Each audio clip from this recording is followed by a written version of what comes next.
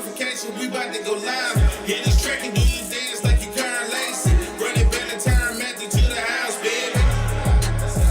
It's Tingle and Co. Come keep with the show. It's a new era. Let's get it, let's go. It's Tingle and Co.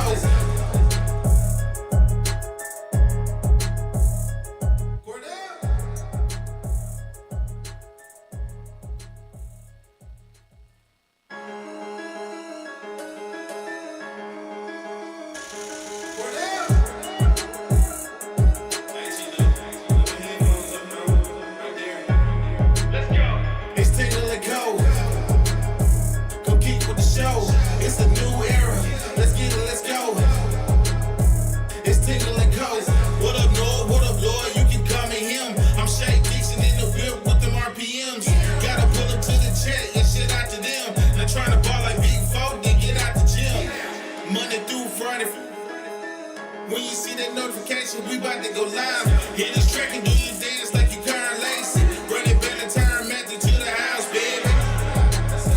It's Tingle and Co. Come keep with the show. It's a new era. Let's get it, let's go. It's Tingle and Co.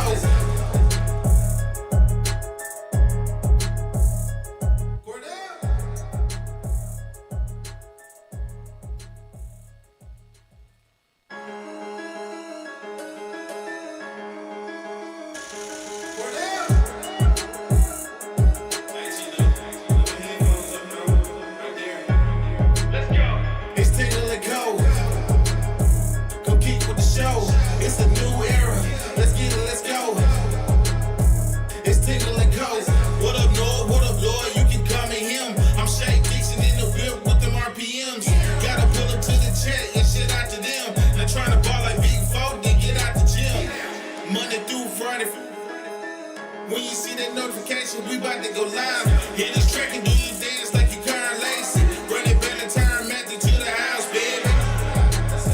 It's Tingle and Co. Come keep with the show. It's a new era. Let's get it, let's go. It's Tingle and Co.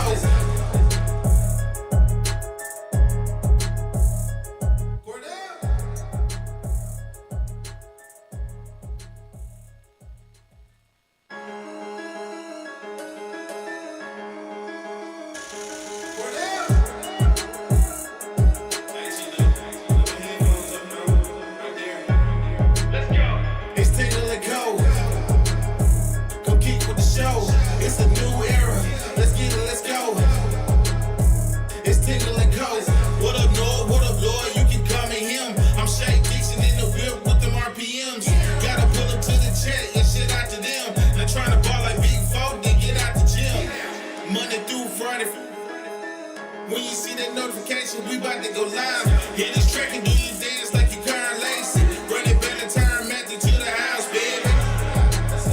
It's Tingle and Co. Come keep with the show. It's a new era. Let's get it, let's go. It's Tingle and Co.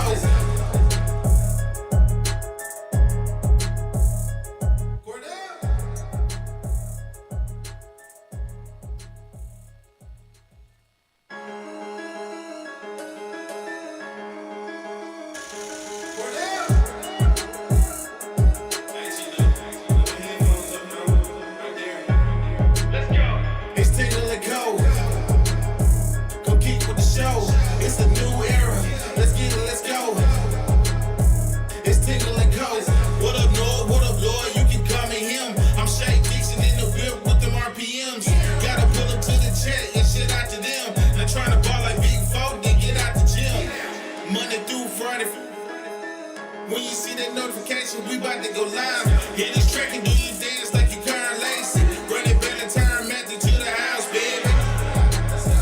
It's Tingle and Co. Come keep with the show. It's a new era. Let's get it, let's go. It's Tingle and Co.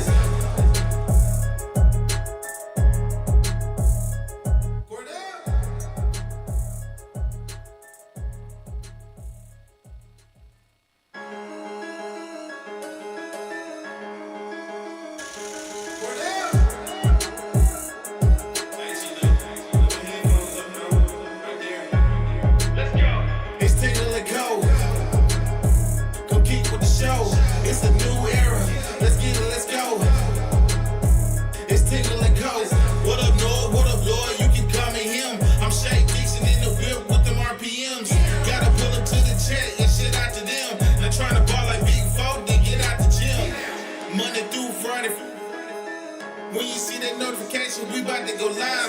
Hit this track and do you dance like you Karen Lacey. Run it back and turn Matthew to the house, baby. It's Tingle and Co. Come keep with the show. It's a new era.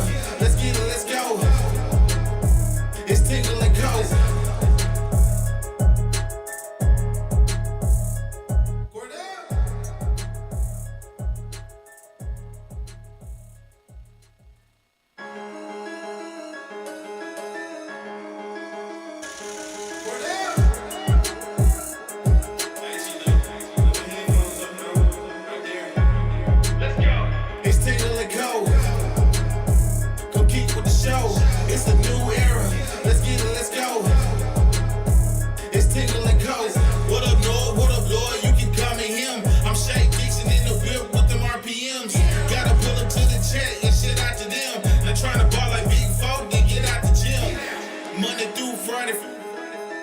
When you see that notification, we about to go live.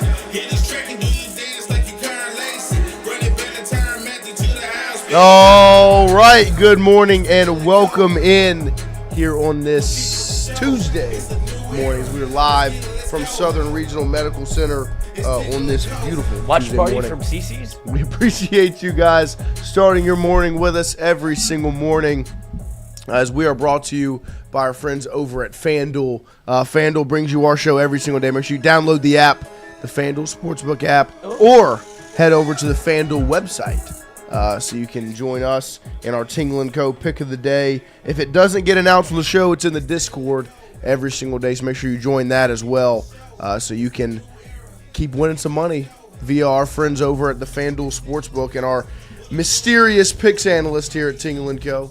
But good morning, as we've got the studio back to how it should be, more than just Lloyd and I. That was a good show yesterday. It was. We haven't done that in a while. I know. It's good to chop it up again. Well, we've got Wyatt and Christian in studio this morning. Good morning, fellas. What's up? How are we doing? Pretty good. Nice. Pretty good. How was your exam yesterday? It went well. You didn't fail it? No, I got like an A probably.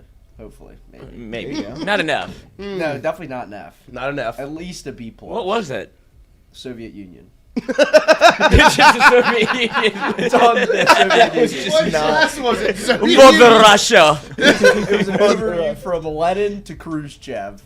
So Okay. that's what I was studying. No. You might be in the right. We might be wrong. No, this is he's gonna crush Polycom. No, I mean, this is right up his alley. Yeah, I already had a lot of background knowledge in the Soviet Union anyway, so when I went into class, it was like, okay, this is... Actually, Professor, I'll teach today. I got it. I Stalin. Yeah. But good to be back. Is Good it morning. still like a blue book? It was an exam. It was a Scantron, a green one, and then a blue book. Yep. We used to, you could do one of two things for the blue book. You could, you You've this? taught me. Yeah. You've told me. Yeah, you write out the, well, first of all, for history, is it still one or three, like, you get to pick one of the questions, sit in the front, like, left side row, be the first person to pick. So you know what question you get, and then it dictates everybody else, sorry, fucked you. And then you can also rip out a page of a blue book, put it in the page. And so now you have your homework already. You already took the test. Right. And so you're done. And you just take that sheet, you just put it behind it, you copy it down again. Right. And you're now done. you have that. Right. And you're good. So but you have to be able to get there early. You have to get there early enough. Get the back. Yeah, just as long as you're the first seat, you're good. Or you could push really hard and then but that one's tougher. Yeah. There you go. Life lessons with Lloyd. There you go. I don't know how many people come for those, but you'll get them. Yep, life advice. Yeah. I don't know if you want it from Rosillo either. Oh, man. Oh. But we appreciate everybody getting in here this morning. That repost is tough. As we will have, He's a big barbell guy. we will be joined by two guests this morning. Joe Schwartz will get in here at 9 a.m. To preview LSU women's basketball on Thursday. Wants to get the excitement picked up, as it will be senior night this Thursday night. Obviously, Flaugier headlines that senior class this Thursday. And then we'll have Rohan Davey get in here at 9:30 this morning, as Ro did an excellent job yesterday morning. At about 10:30 a.m., we were at Red Stick Spice, and Ro and Lloyd's mother, Lily Courtney, made a delicious pork chop, a sous vide. Lily and Roe. From the sous vide to the skillet with some asparagus and some mashed potatoes put through the ricer. Absolutely delicious.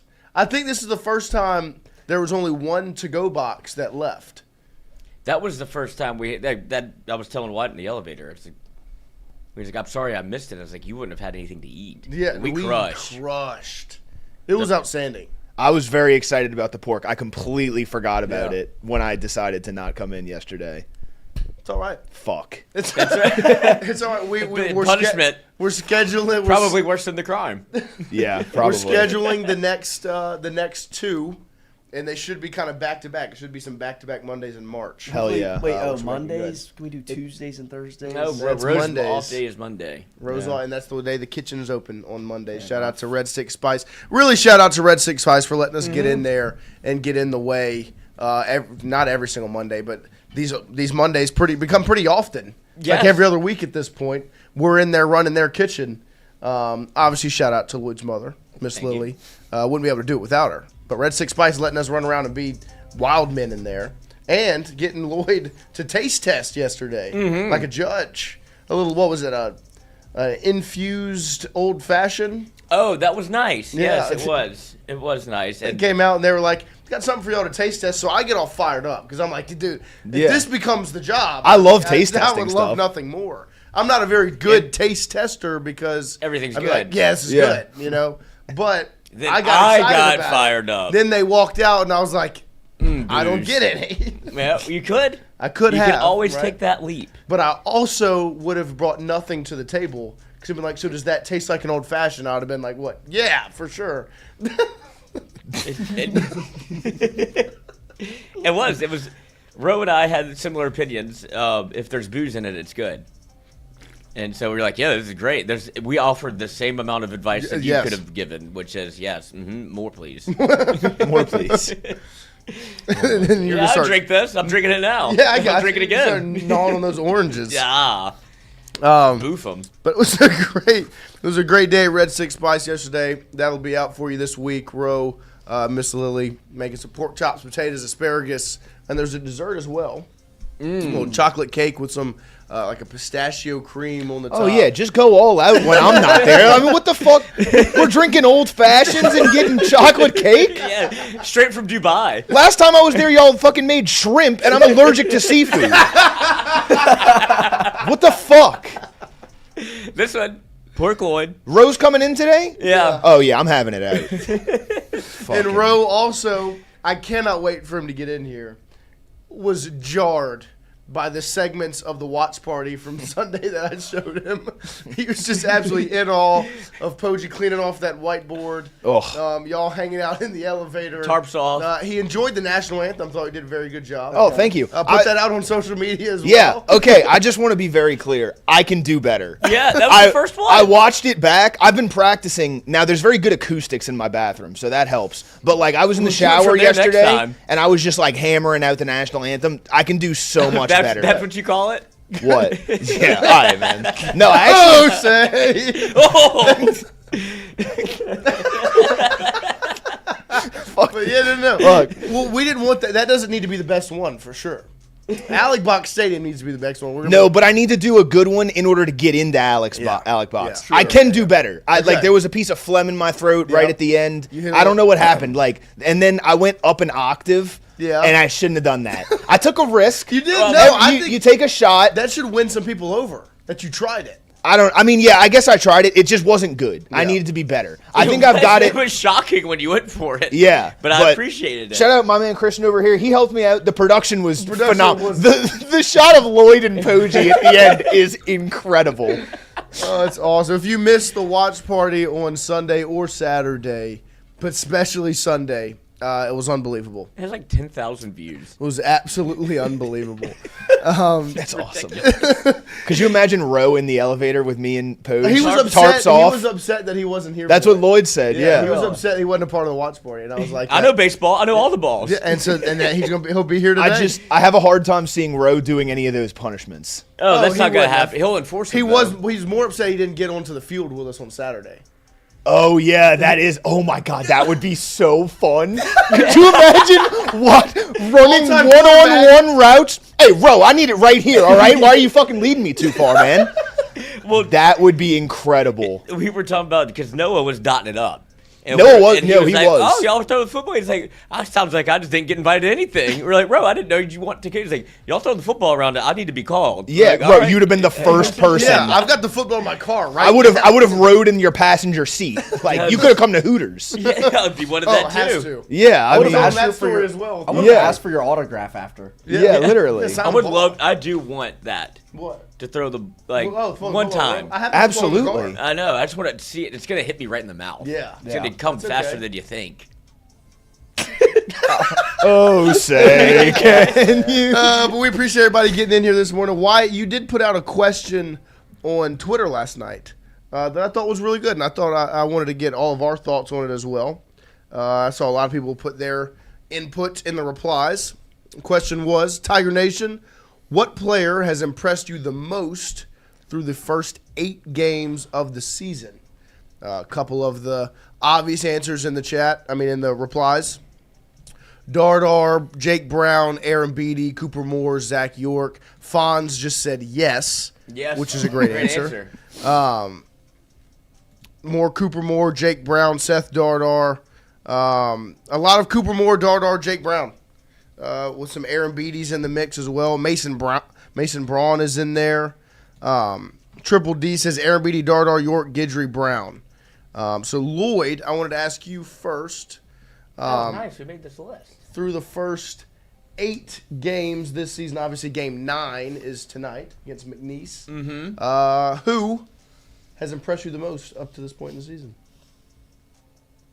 I don't know if he's in the chat or not, but I think it has to be Dardar. Not Yeah. only for the offense, and one strikeout this year that also very impressive, and that kind of is the catalyst for the offense because we talked to Jay last night. Awesome, of course. Very hits him with the coach, great background. It is 2 national championship trophies. And then the 2, because you get one for going to the College World Series. So he had 4 trophies behind him, 2 of which are national championship trophies. And the dog pile is the picture behind him. We're like, sweet background. He's like, yeah, got room for a couple more. Yeah. Like, God damn you. But he was talking about Dardar, how he's been kind of the piece that has put them over the top in terms of what they've done offensively because of his ability to take mature at-bats. Right. His obviously the power, and then he's like him being able to play in the field the way that he has. Like, this has really solidified the lineup in a way that it was a question mark going in as to who was going to do it, and he has stepped up and taken that spot, and it has made us dangerous 1 through 9. Yeah, and it's true because it's murderer's row.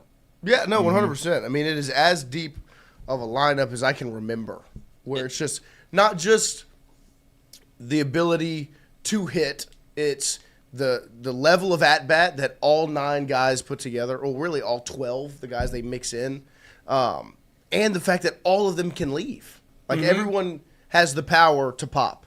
And so, to me, I think Dardar, the reason why he's the most common answer, and maybe it'd be Jake Brown. The right answer would be because it is a surprise somewhat. I do think part of Jake Brown is surprise, like the power numbers and just how much he has stepped it up is surprising, but you just Seth didn't know because it Dardar- was the lefty thing that you're like, okay, let's see what it Right. looks like because you're going to play every day. Of course. And there's a reason that you said it yourself, like, I can't hit lefties. Like, there's a reason that I'm doing what I'm doing. Yeah. And now he has been able to hit lefties. 100%. And with Dardar, it was, okay, you're going to platoon, right? It was like, he didn't even start game 1. It was like, is he going to play second? Is he going to DH? Is he going to be third? Where's he going to be? And he's just grabbed that second base spot. And that's where, I talked about it a little bit yesterday, when Stanny comes back and gets back in left field, Okay, well, that kind of removes the Reeves-Simpson from left field and puts them back in the mix at second base. Or DH. But does it really?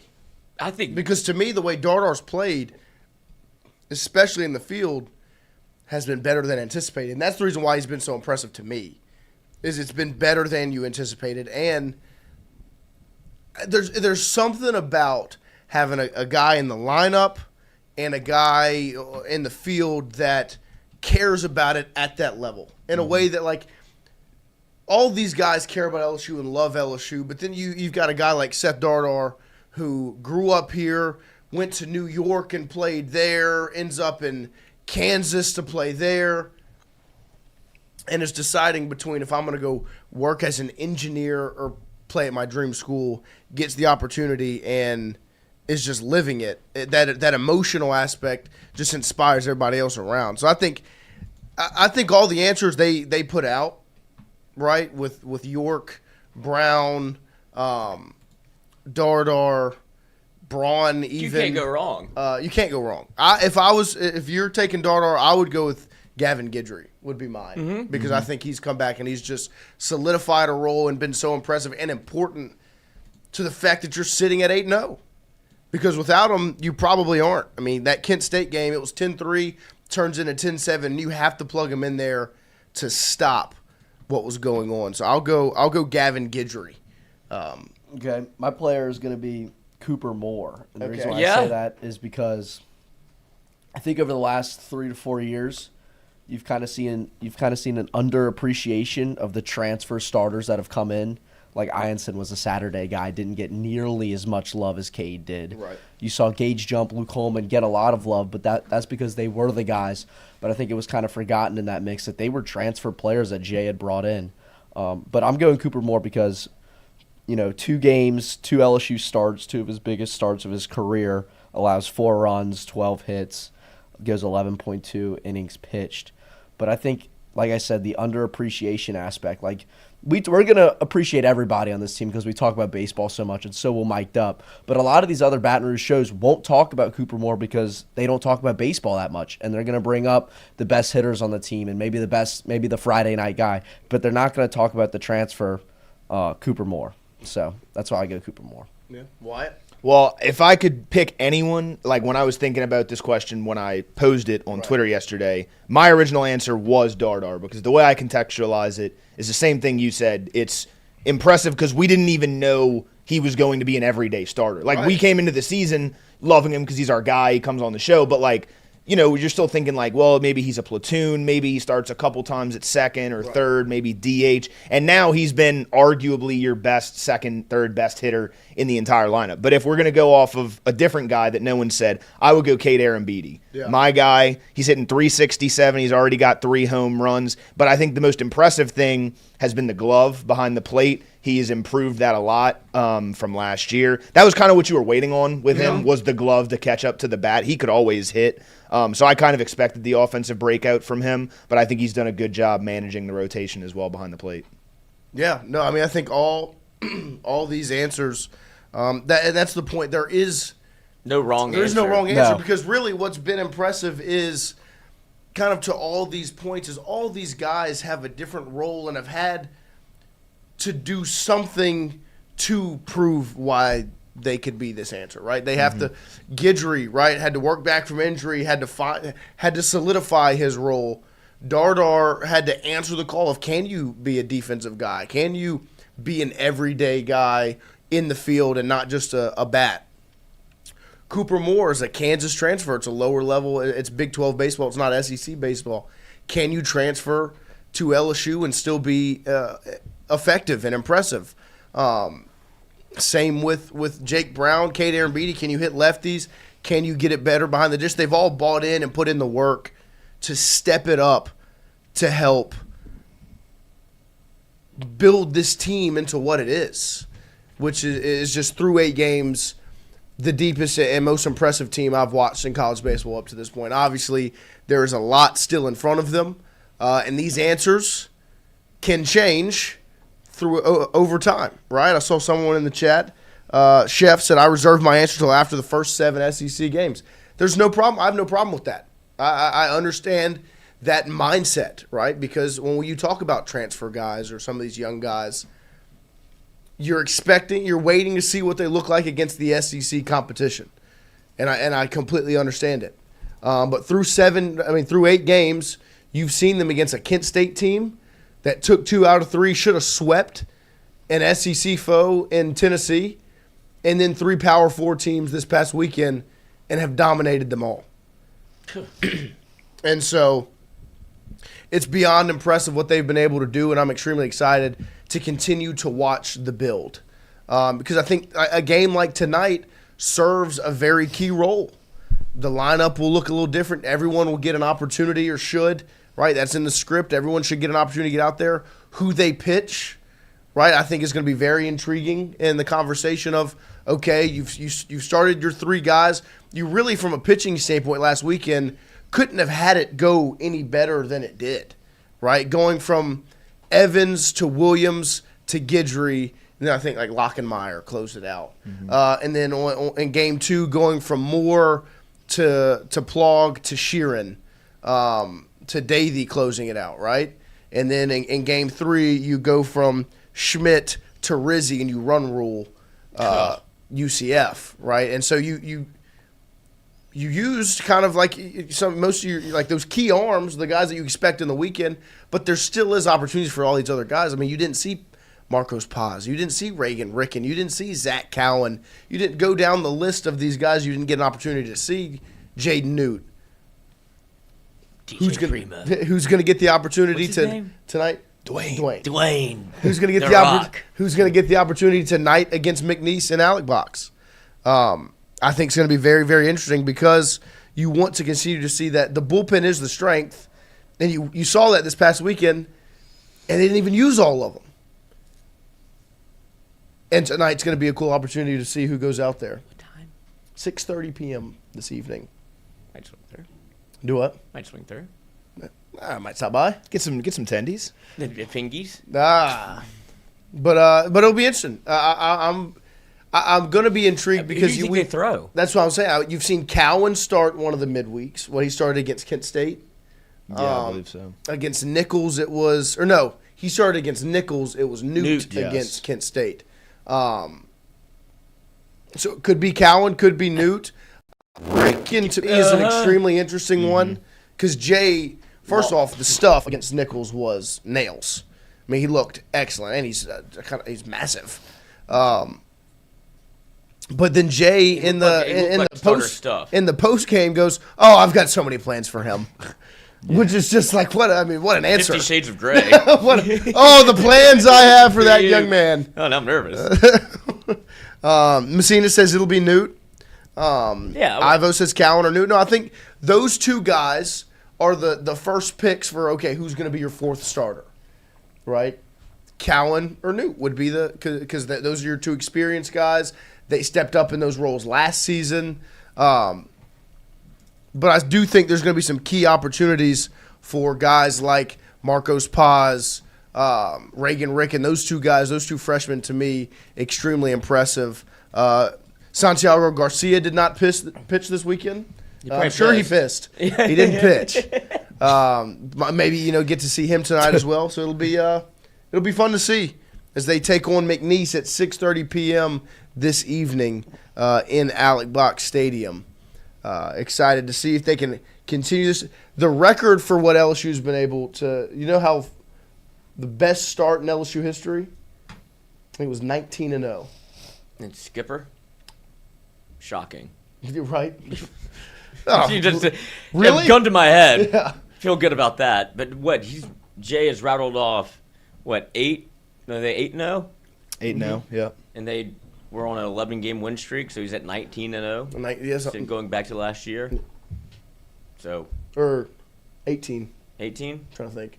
It's 5 in Omaha, 2 against West Virginia, and 1 against Little Rock. Yeah, so that's 8. 8. So 16. 16-0.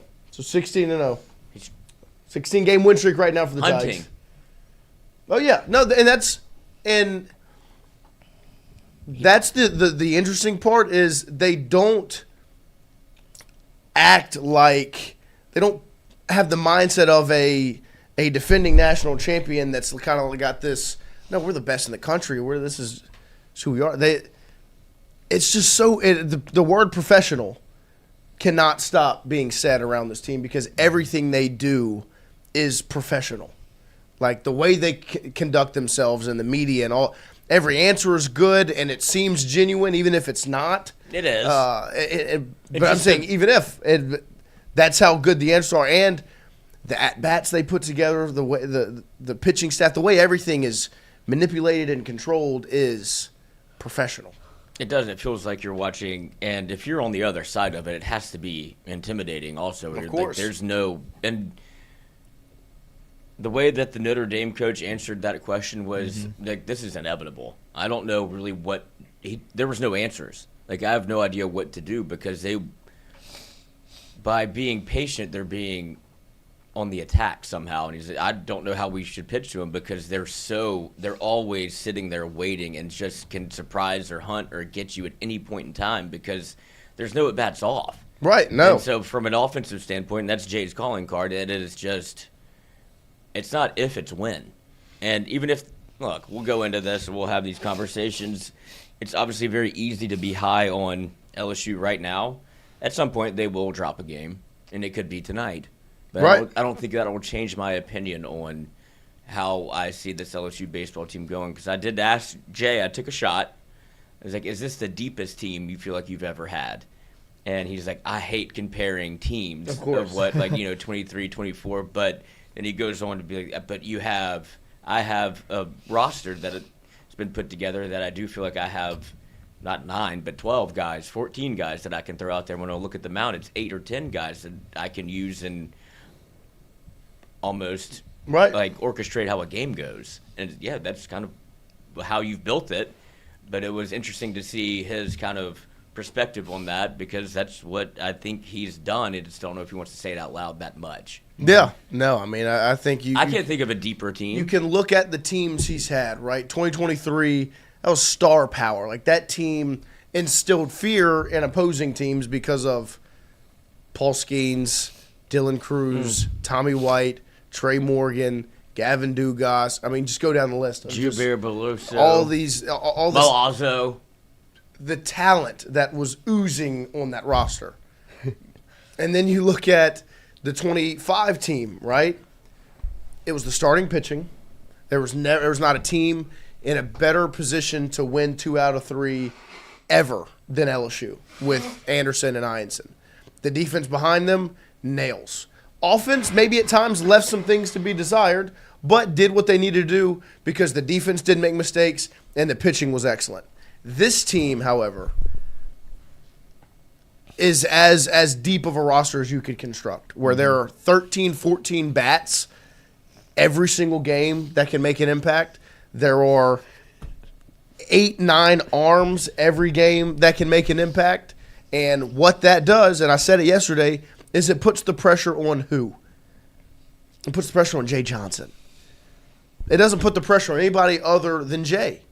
And that's how he wants it. That's how I want it. He wants the chips on his side. He wants to be the one that if it doesn't work, it's on me.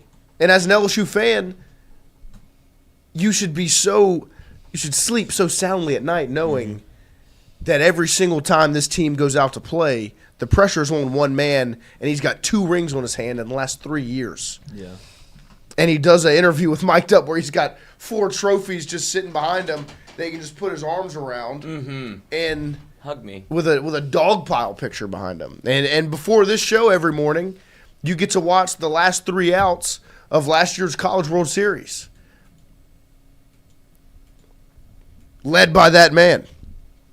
He had a great quote the other day, too, that I think speaks to, like, what this team is. And he basically said, like, the majority of college baseball games are lost. Right. Not that they're won. And LSU, with Jay Johnson, you're not going to go out there and lose games. You're not going to go out there and have bad at-bats and bail pitchers out by swinging at a bad pitch, first pitch. Right? You're going to go out there and you're going to make the other team make mistakes and lose the game. And the other thing I thought Jay said that was interesting was, and he loves saying this, like, they left a lot of meat on the bone. I thought, like, against Nebraska, you had a couple of runs come in that were kind of lucky because the guy had a swinging bunt down the third baseline and Kaysen couldn't make the play. And then you struck out twice with bases loaded, less than 2 outs. Right. You did it again against Notre Dame. Zach Cowan is a guy who was so dominant for you last year, and he really hasn't found it yet. So there is like a lot of meat left on that bone. Stanfield hasn't played in a week. Right. So like there is still room for improvement for this team to keep getting better going into SEC play. No, 100%.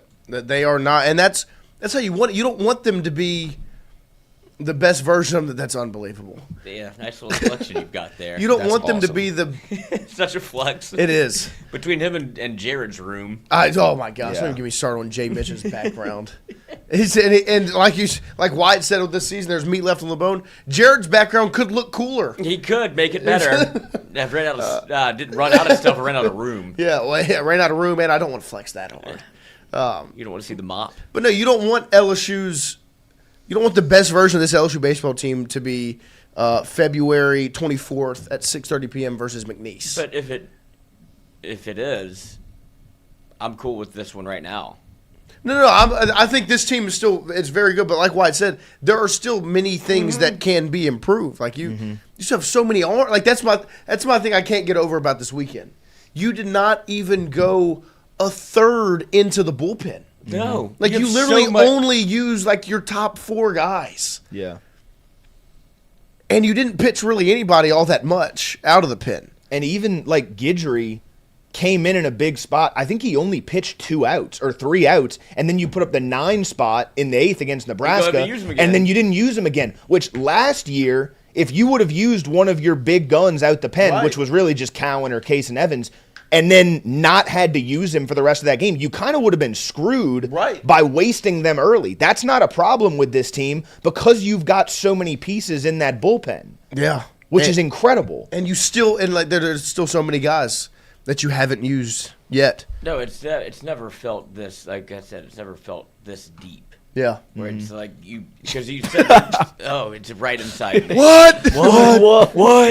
But it is incredible because, like you said, there's been every iteration of this team has had something where it's, well, if you use this, where do you go? Yeah. Right. And it's like you're looking for somebody to step up. The Guidry addition, like that could have been an answer for like most impressive piece. That is what I said. Yeah, that's what I'm saying. Like that could have easily Yeah, been yeah, answer yeah. 1. Yeah. Because that has changed the way that they've manipulated the pen. Because it's just such a solid piece to have, and now it's okay. You're not really stressing about who has to step up because somebody that's already done it before is stepping. He's up. the most trusted arm out of the bullpen. No doubt. Yeah. First call. 100%. And the biggest spots and the biggest games and the biggest moments, they trot it out there. Now you don't want it any other way, right? I mean, he's got 2 rings, and he's done it.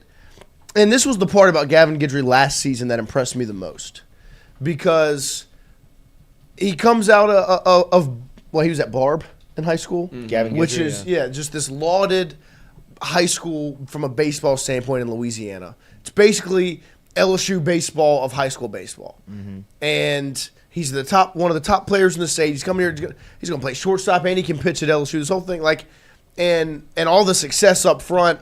Last season, to me, could have been like such a defeating feeling for Gavin. And you look at him in the dugout in Omaha, and he's got the speaker on his shoulder, the biggest smile across his face. He's a coach. And then Poggi runs up to him with the phone and goes, after the national championship, and he goes, "Oh, we run it back. We're doing this again next year."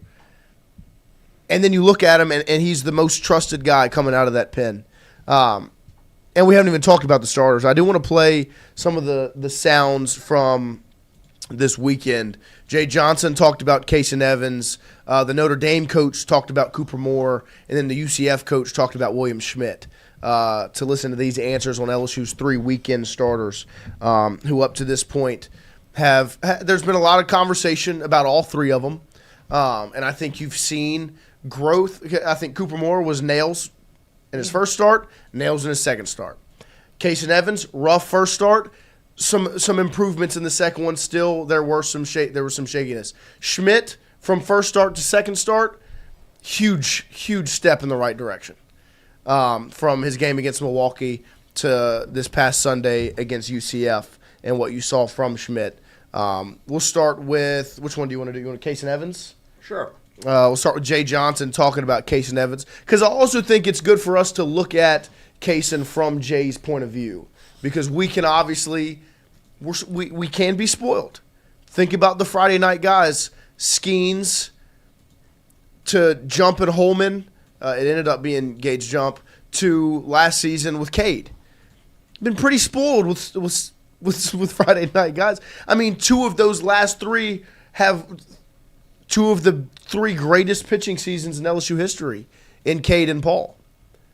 And now it's Kaysen Evans' turn, and maybe it hasn't been quite as pretty as those other two guys. But here's Jay Johnson talking about his Friday night guy, Kaysen Evans. I was proud of his response.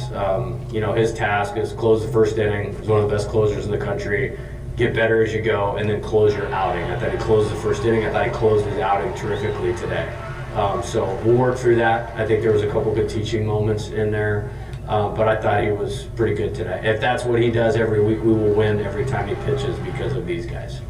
Yeah, I thought it was great. I think I thought he let it get to him a little bit in the middle of that 3-run inning, and I thought he overcame it. And I think the teach is just to overcome it a little quicker. Like, he has so much good stuff, like one call he doesn't agree with or one bad play should not take a player of that caliber, a pitcher of that caliber, out of their game. And he's smart, and he's really good. And so when he learns to get over the small adversity a little quicker, you're going to start seeing the 6 innings, 1 run, those types of lines from him.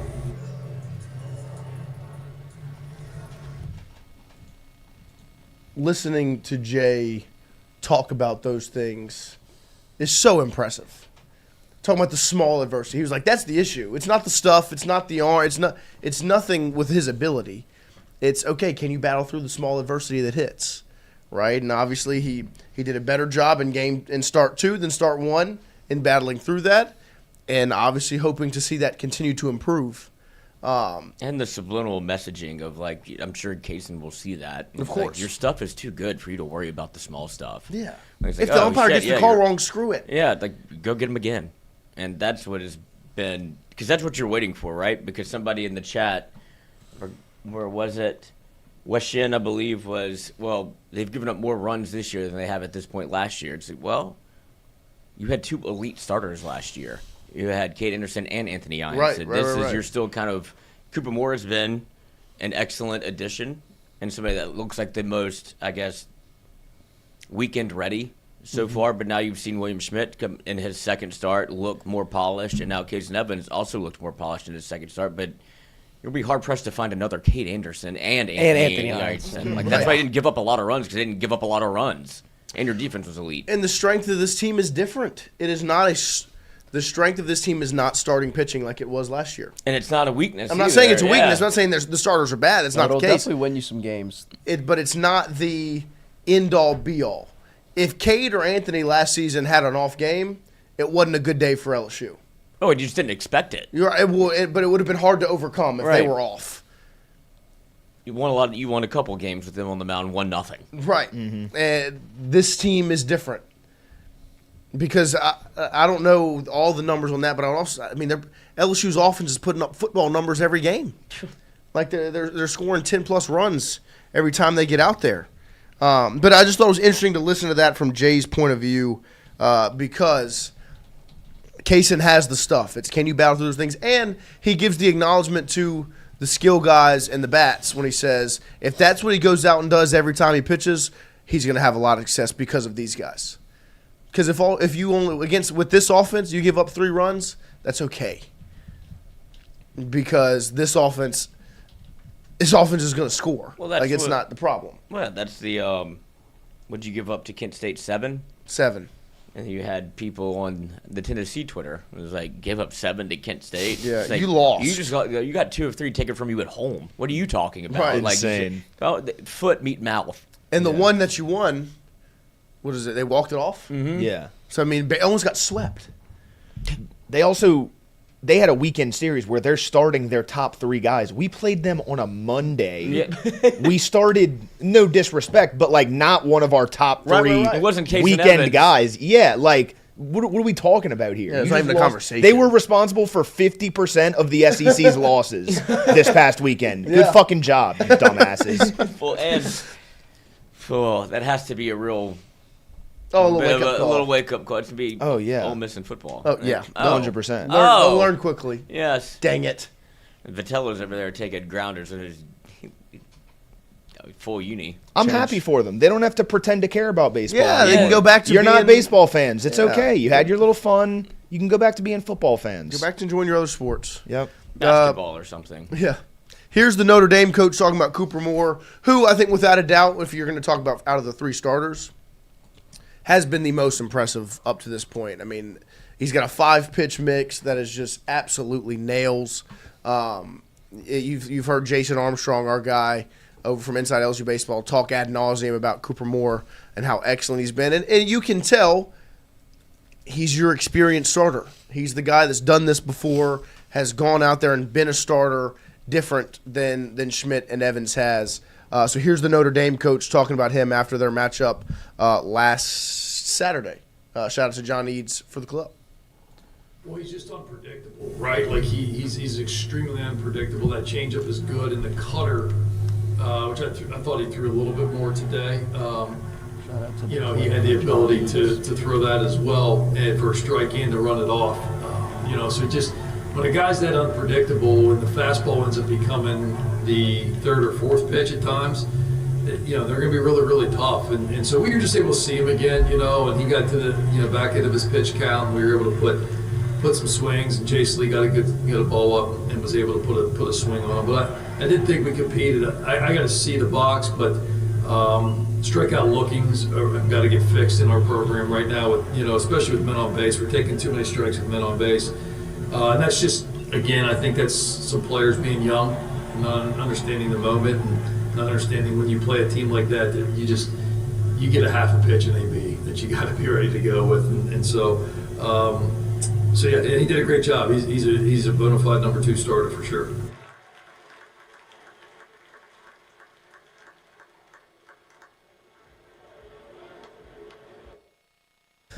A bona fide number 2 starter for insult. sure. The Notre Dame coach was wasn't as complimentary as he probably should have been from the guy that just shoved his it up. lineup in a locker. Yeah. But Cooper Moore, just absolutely electric stuff. He'd be your.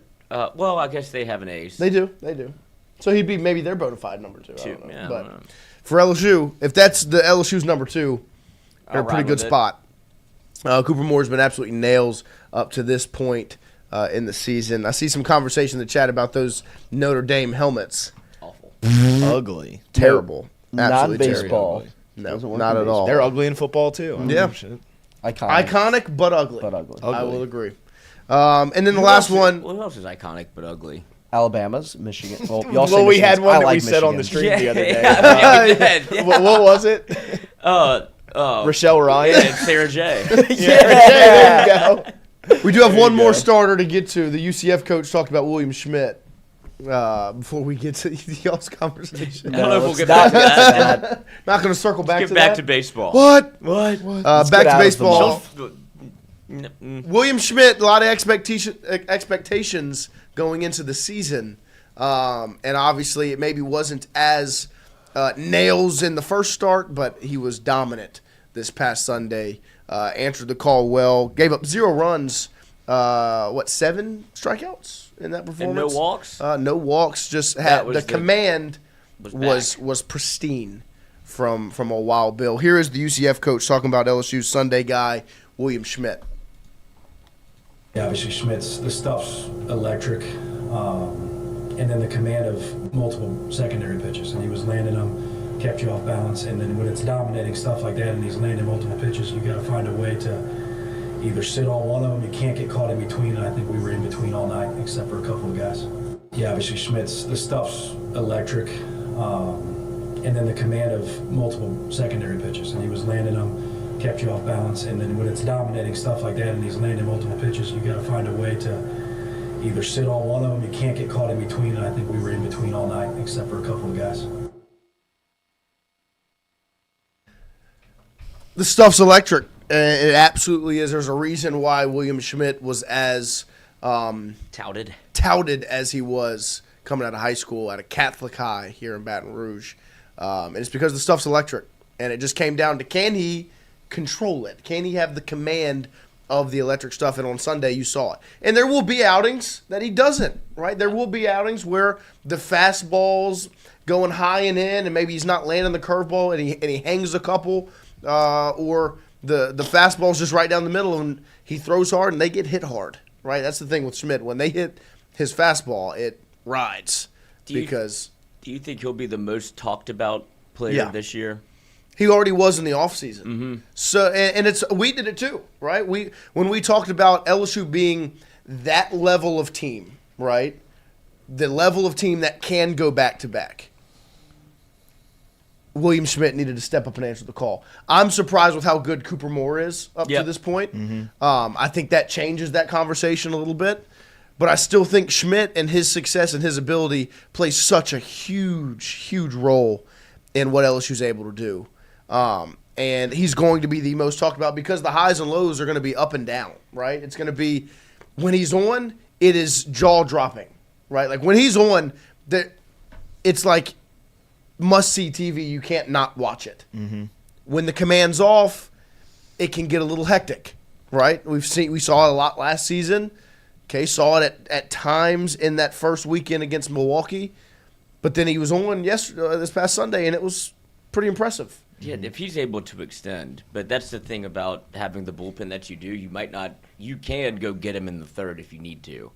But that's the frustrating part of Will Schmidt, is it can go 7 with 11 Ks. Right. Or it's like in the third inning, like, all right. Or it's 3 and a third. That's enough. Right. And the good thing is, and you have 3 runners left on with one out. With this bullpen, through this segment of the season, don't have to extend him. But then, when it clicks, at some point, because it will. Sit back and watch. Right. And it's going to be when LSU kind of really starts riding that high, and it could be the biggest part of the season where it's like, actually, Will, now's the time you can go 7 or 8. Mm-hmm. When LSU needs it against SEC competition or later on. Disgusting. You sound like a pug. I can't get it out, dude. You sound like a French bulldog, dying. Like, yeah. Ugga. Oh, Oh, okay. You know what I mean? No. Clip that, chat. Yeah. Clip that. Don't clip it. Don't clip it. Don't clip it. Don't clip it. All right, back to the. Are we done with the baseball talk? We can get back to Sarah Let's J. get back to baseball. We are going to have Joe Schwartz join us in a little over 5 minutes this morning as LSU women's basketball had a huge win on Sunday over Missouri where they just absolutely dominated. Did you see the number of rebounds they got in that game? Whom? LSU women's basketball on their Missouri win on Sunday. No, I kept looking at the score, and it was 50. They won by 50. They were up by 50. Yeah. Guess the number of total rebounds LSU had on Sunday. 50. 1. More. What? 58. More. 71. How Close. many shots did they miss? 72. Holy shit. They got 72 rebounds What'd they shoot from the floor? against Missouri. Let me see. Let me pull up the stats. Because that could be one of two things. Of course, it means you missed a lot of shots and you put them. You Took a lot of shots, which is a good thing, too. Right. Because you won by 50. 72 rebounds they That's had. crazy. In that game. Well, I can't wait for Schwartzy to. They won 108-55, which is a 53-point victory. But 72 total rebounds. What bad? Shot even par. Yeah, I mean, 72 rebounds is crazy. And that's why I wanted you to guess, just so Because there we was kind no of saw way. where the baseline was, like 50. I thought You know, 50 was high. Yeah, Me too. yeah, no, it is. I tried to It pick is. a big Like 50's number. a lot. Yeah. 72 rebounds. They shot 47% from the field, That's not 41% from 3, and 87% from the line. What did Missouri shoot? 24% from the field, 25. Missouri shot 11 of 44 from 3. Nice. Oh, they tried. They missed 33 3-pointers. And LSU just dominated them on the glass. Like, just straight up. Missouri got 9 offensive rebounds. So LSU missed 43 shots. They got 30 offensive rebounds. Second chance points. So that means of the 43 misses, they rebounded 30 of them. 13 only went back the other way. That's insane. Or I guess went out of bounds. Missouri got 16 defensive rebounds in that game. LSU got 42 defensive rebounds. Tough, just like we're from watching these clips of having. It must suck right now if you're in that tournament for LSU baseball for the coaches to be like, got to talk about. I guess I'll answer your question about Cooper Moore and William Schmidt and the LSU offense because it's 11-0. Yeah. So I don't have anything really good to say about our squad. Yeah. But I get it. I get why you're asking me questions about a team that's not mine. Yeah. And then same thing if Missouri has to go into the locker room and be like, well, maybe we should get a couple boards. Ladies. Yeah, we should rebound some because Mylasia Full-Wiley ends with 11, Kate Koval with 7, Michaela Williams with 10, Zakiya Johnson with 14, Amaya Joyner with 12. Zakiya Johnson had 11 offensive rebounds. That's insane. That's absurd. So she only had 3 defensive rebounds because Mylasia got 8 of those, Michaela got 7 of those, Joyner got 8 of those. Zakiya and Kate had combined for 17 of your 30 offensive boards. Just absolutely dominated on the glass against Missouri. And they face off with, I believe it's Tennessee this Thursday at home. It is senior night when LSU faces off against Tennessee Thursday night, 5 p.m. in the PMAC. Tennessee was a ranked team not too long ago, but they've dropped a handful of games as of late. They sit at 16-10 on the season. Just lost a 7-point game to Oklahoma, 100-93. They've been on a stretch. They've got 4 losses in a row before they head to the PMAC to face off against LSU, who's right now number 6 in the country. It is Flau'jae Johnson's last regular season game in the PMAC. I'm sure that's probably what Schwartz wants to talk about, the win in the game. But he also wants to give the flowers to Flau'jae, one of the most prolific careers in LSU women's basketball history. And it's not done yet, but it will be the last chance to see her in regular season action this Thursday night in the PMAC. So we'll get to Joe Schwartz after we take a quick break. I want to shout out our sponsor, AJ Sports Cards, who brings you our show every day. It would not be possible to have Tingle & Co. every morning if it wasn't for AJ Sports Cards and their support and that they've given us. And feeding us with baseball cards. As they've supported us before we even went live. Part of what won AJ Sports Cards over when I was meeting with them was, hey, there have been times we've ripped open packs and eaten the card. What do you think about that? And her response was, don't do that. What about the chrome ones? We were like, we eat those too. Those are our favorites. Those are actually the favorites. They're a little spicy. And so they said, really recommended us not to, but we wouldn't be able to do those challenges without AJ Sports Cards. Make sure you go check them out on social media at AJ Sports Cards 225BR on Instagram, AJ Sports Cards on Facebook. They had a really awesome event. It was Tops Rip Night on Saturday all around the country, and AJ Sports Cards held their own event, and it was awesome. Go check out their social media, see some pictures from that, and make sure you head over to their store. Let them know you heard about it here on Tingle & Co. As we'll take a quick break here, come right back with hour number 2 right after this.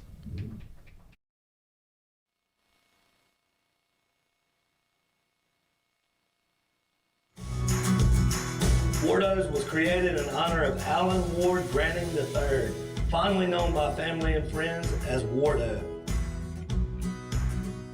In 2019, the oldest brother of the tribe passed away unexpectedly. His remaining siblings and loved ones wanted to honor his memory in a special way. In 2022, Ward's family decided to combine the need for a sandwich shop in downtown Natchez with a desire to pay tribute to Ward's love of good friends, good times, and great food. Through blood, sweat, tears, and countless hours of hard work, Wardo's was born.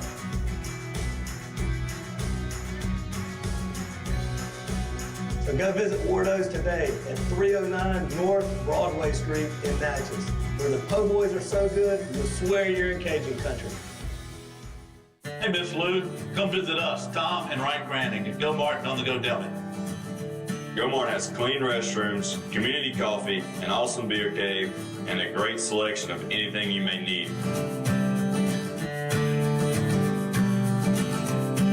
located at the corner of Highland Boulevard and Highway 61 South in Natchez. Also stop by Wardo's Po' Boys at 309 North Broadway on the beautiful Natchez Bluff. Where everyone is family.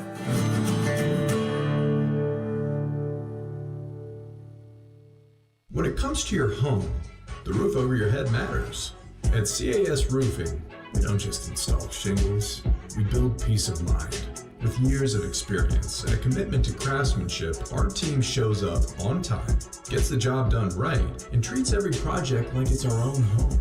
Whether it's repair, a replacement, or storm damage that caught you off guard, CAS Roofing is ready. We're local, we're dependable, and we stand behind every nail, every shingle, and every promise we make. Because at the end of the day, it's not just about roofing, it's about protecting what matters most. CAS Roofing, built on trust, backed by quality.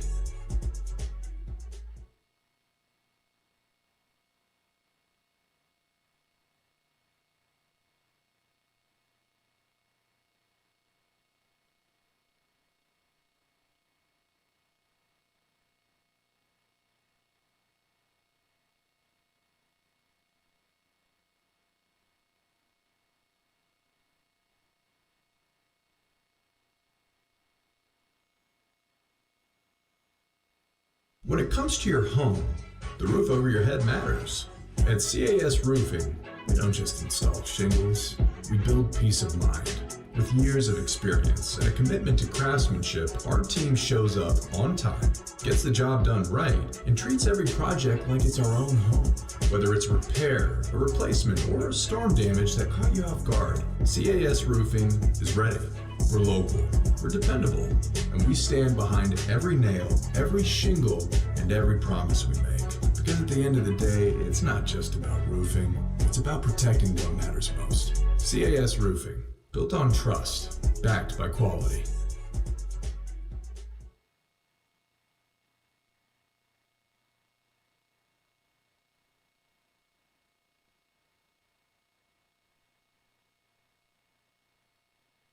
When it comes to your home, the roof over your head matters.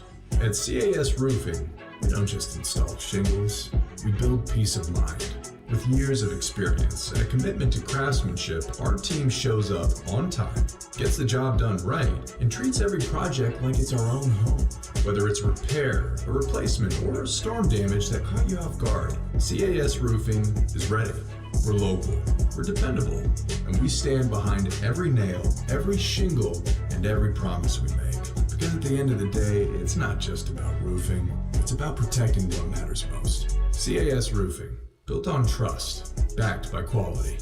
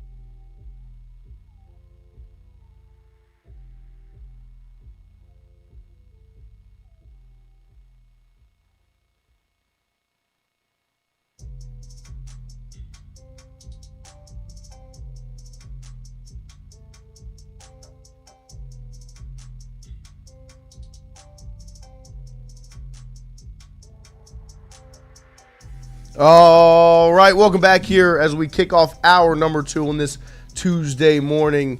We continue the LSU women's basketball conversation with LSU women's basketball assistant coach Joe Schwartz. He's made his way in the studio. Joe, good morning. Good morning, Thank you for joining us. Thank y'all for having me. Glad to have you back. We had you twice. You came in twice last week. Back-to-back days. Back-to-back days, and then a big win this weekend by 50+ over Missouri. I was telling them, I got them to guess the total rebound numbers from Sunday, and they were all in between 50 and 60, and I was like, no, 72. That's insane. It was absolutely unbelievable. Yeah. I think I was kind of shocked at that number as well. And I guess for there to be that many rebounds, you got to play really fast. Right. And obviously someone's got to miss a lot of shots, or both teams have to miss a lot of shots, and I think that was the case on both ends. I think we didn't shoot it great, but we had 31 offensive rebounds. 30, yeah. 30 offensive rebounds. That's right, 30 offensive rebounds. I think we had 31 against Georgia Southern earlier this year, and then 32 probably like before Yeah, but this is a Starkey even conference got game. there. Yeah, that's the other thing. This is a conference game, and Missouri's a good team. They've had some injuries this year. We actually found out day of the game that their 5-player wasn't going to play. Yeah. And so that changed a lot. So obviously the questions arise, well, who's going to guard on the perimeter? Like, Kate's not used to guarding on the perimeter. Right. Amaya's not really used to guarding on the perimeter. Z and Grace could guard on the perimeter. But I think the lineup you got to see for the majority of the game was a really fun lineup. I mean, Mulkey just kept turning around to the bench and to the coaches and like, God, this is fun, and I don't know when I'm ever going to be able to do this again. Yeah. But it's cool to see game to game how you have to adjust. You go to a team like Ole Miss, who has no player in their starting lineup under 6 feet, and then you have Missouri come in, and I don't think they had maybe one player that was in that majority core of their lineup that was above 6'1". So completely different styles of play. Right. Ole Miss doesn't shoot a lot of threes, and then you've got a team like Missouri that shot 44 of them. Yeah. And we knew going into the game, threes couldn't beat us. Right. But it could keep them in the game, and I think they only hit 11. But I liked how locked in we were on the scouting report, knowing that these kids let it fly, and they've got NBA range, and they're going to make some. When you shoot that many threes, you're going to make some. And I think the cool thing about that game Sunday was completely opposite on Thursday against Ole Miss, and then you have Missouri, and Missouri plays a very similar style of play to Tennessee. So it kind of got us to start thinking about Tennessee from a standpoint of they jack a lot of threes, they like to run, and I think we did a good job of it. And it was really cool this late in the season to see everyone get to play.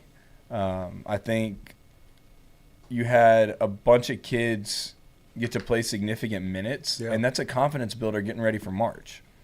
No, 100%. And you talked about those 30 offensive rebounds.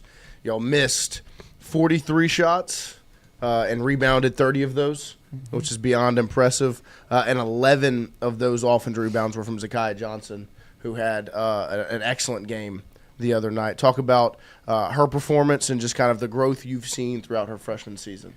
Well, yeah, I think Zakiya has been great, but to touch on that, we had 23 assists on 38 made shots. Yeah. And then we had 30 rebounds, and you got to think we put a good bit of those back in the bucket. Right, so, right.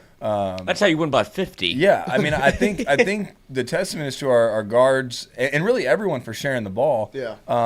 But back to Zakiya, we've asked a lot of her this year. We recruited her as a 3-player. Yeah. And thought she would spend significant time on the perimeter, and then you get her here, and you find out how athletic she actually is, and then you get her with a Division I strength coach, right, and get to see the work that she puts in the summer, and so you tie her speed and quickness and some of that agility in with some strength, and you're like, wow, she could maybe play down low because she's one of the fastest on the team, right, and we saw that early on. I mean, 6 a.m. on the track this summer.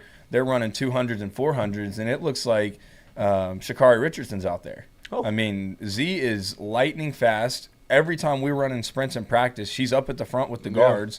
So we know how good she can be on the perimeter, and I think we kind of hit the pot of gold with her being able to play down low as a 4-player.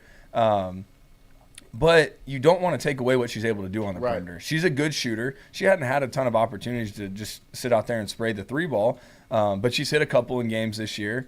I think what's so cool about Z is her versatility when she gets the ball at the high post. From a decision-making standpoint, she's a good passer. She can shoot that 15 to 18 foot mid range, and then she can take you off the bounce. And then if she catches it down on the block, she's not really going to be a back to your basket, bang you down and go lay it up. We've seen her do that, but she's got good face up moves. She's got good footwork. And I think a lot of that just shows how good she wants to be and how good she knows she can be. Because 9 times out of 10, you bring a 3 player in and say, hey, we're moving you to the 4. They're like, all right, cool, I'm out. Yeah. And now we were doing that to try and find a way to get her on the court. Right. And I had no doubt Z was going to work in our system. And it's really scary what the next couple of years could look like with this core group. Yeah. And that's going to be because of this freshman class. I mean, you saw all our – Grace didn't play the other night, but Z, Divine, and Bella all came in and did really good things. And I actually looked at Bella. We've got this relationship where I feel like I can say this to her. I looked at her. I said, hey, it's cool when you duck your head and go lay it up. Like, that's awesome. Like when you score. But we didn't bring you here to not shoot the ball. Right. So when you catch it on the perimeter, let it fly. And she's like, I got you. So she goes right back in and hits that 3 from the wing, and she turns and she starts shooting me. And we've been told if they shoot the guns, it can be at the crowd. It just cannot be at another player. Okay. So, no, Bella was exciting to watch on Sunday, and that kid's got one of the greatest personalities. Just fun to be around. Yeah. And that's really this whole group. But letting those freshmen know, because they have no idea what's coming in March. They've never been a part of March Madness, but letting them know, like, these next 3.5 years could be really special. And y'all's confidence needs to be at an all-time high going into the postseason right now. Also, very cool of the officials to be like, you can shoot each other, shoot your coach, just don't shoot anybody else. Right. Yeah, because it is. I mean, that's the LSU Selly. It is. It is. It has been. But yeah, I mean, Bella was 3 for 4 from 3. Malaysia obviously was on fire the other night, 6 of 9 from 3, 7-11 from the field. Also had 11 rebounds. Back-to-back games. First career double-double for Lay. Really? Didn't know that. Wow. That was from LSU Sports and Information. Malaysia's first double-double. She's actually had a double-digit assist game, but not a double-digit point game together. So I think also going into the game, Malaysia was number 4 in the SEC in block shots. Whoa. Wow. Flage, I think, is number 8. Yeah. So 2 guards being and Malaysia had 3 the other night. And 3 loud ones. Right. And normally block shots are loud, but as a guard you might tip it. But, I mean, Lay's elevating and swatting it and what she's able to do.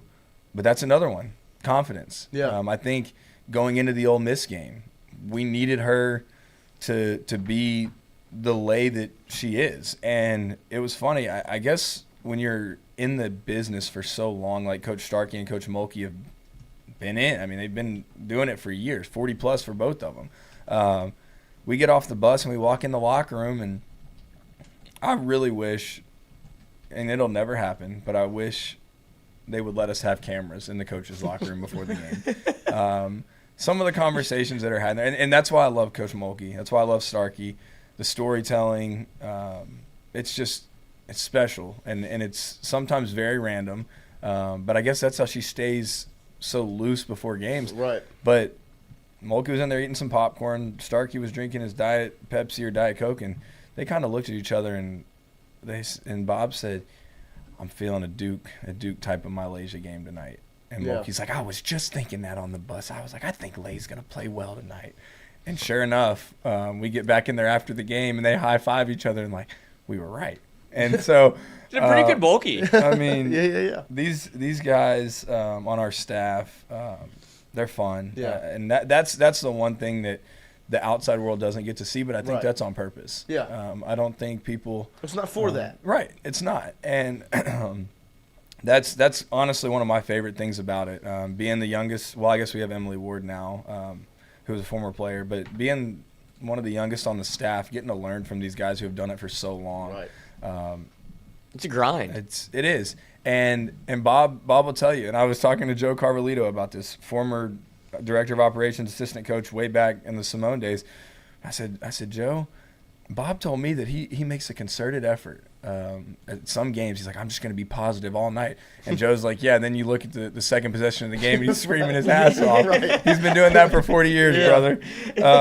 But no, it's been fun to be around these guys and this staff. And people throw the word family around as a staff, and that's just not the case. Yeah. I saw my assistant coaches in college get into it a lot, and they came from all over the place. But this staff has over 100 years of combined work under Coach Mulkey. Yeah. And that's not even in the business. Under Coach Mulkey. Yeah.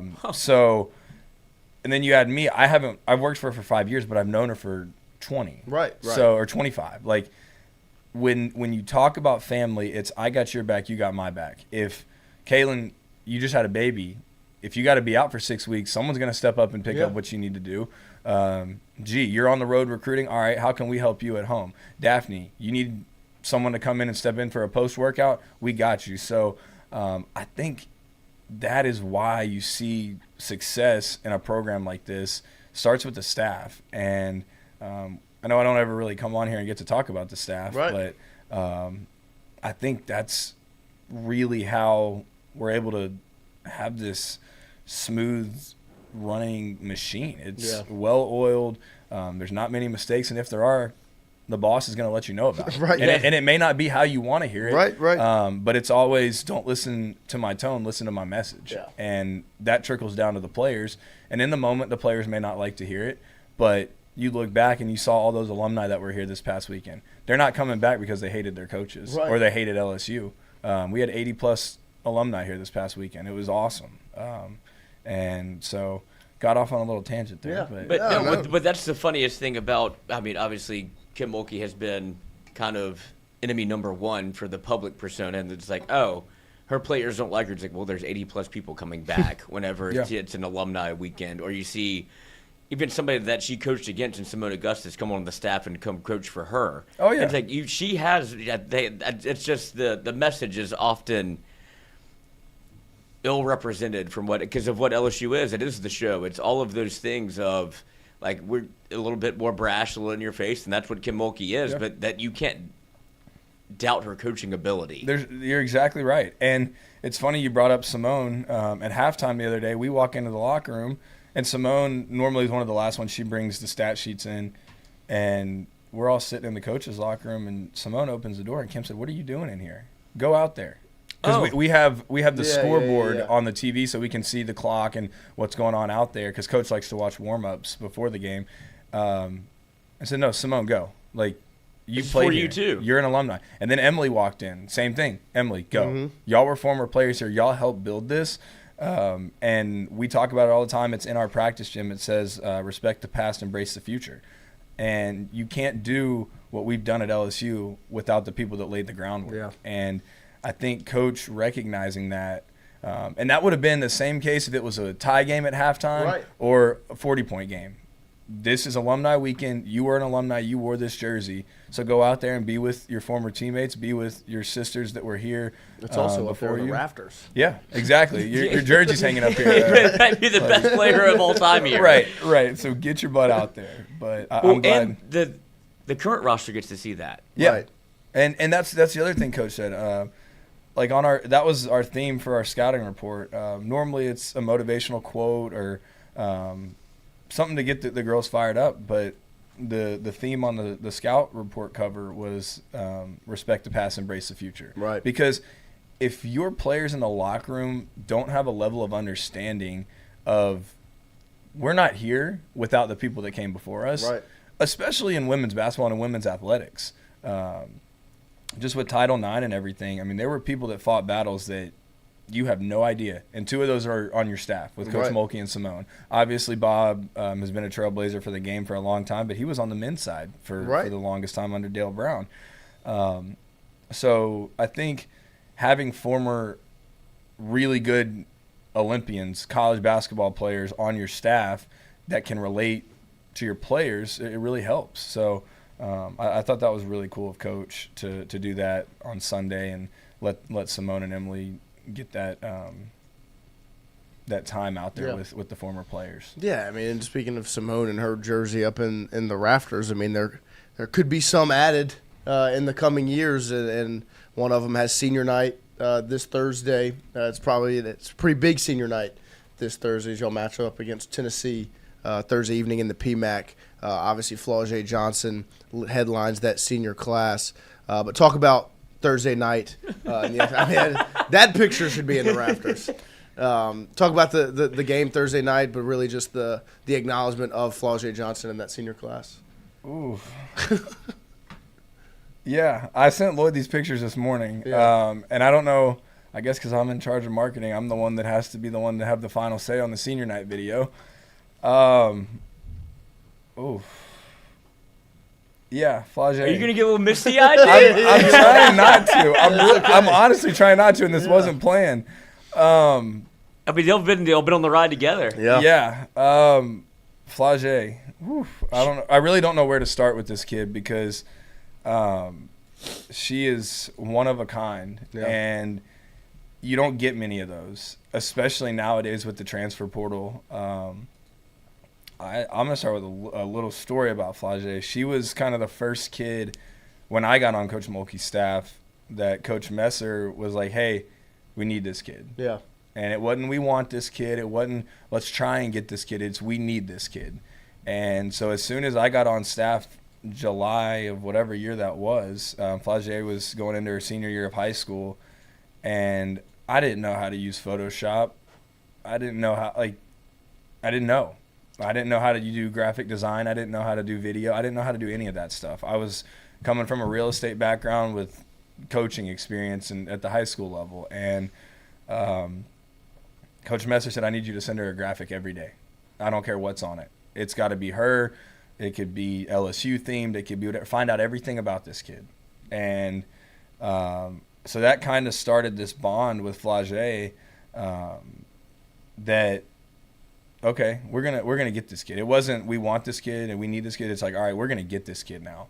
And I'll never forget the night we brought her on campus for her official visit. Our whole staff rolls out to the airport in a Sprinter van, and as we're pulling up close to the airport, we see cops blocking the entrances of the airport. There's flares on the ground, and we're like, oh my God. We've worked all summer and a lot of this fall to get Flau'jae on campus, and now the airport's shut down because 4 juveniles have broken out of jail right by the airport. Right. Well, for people who know Flau'jae now, she's all about flair, and she's about the bright lights and about the story. And so what a way to start her journey in Baton Rouge.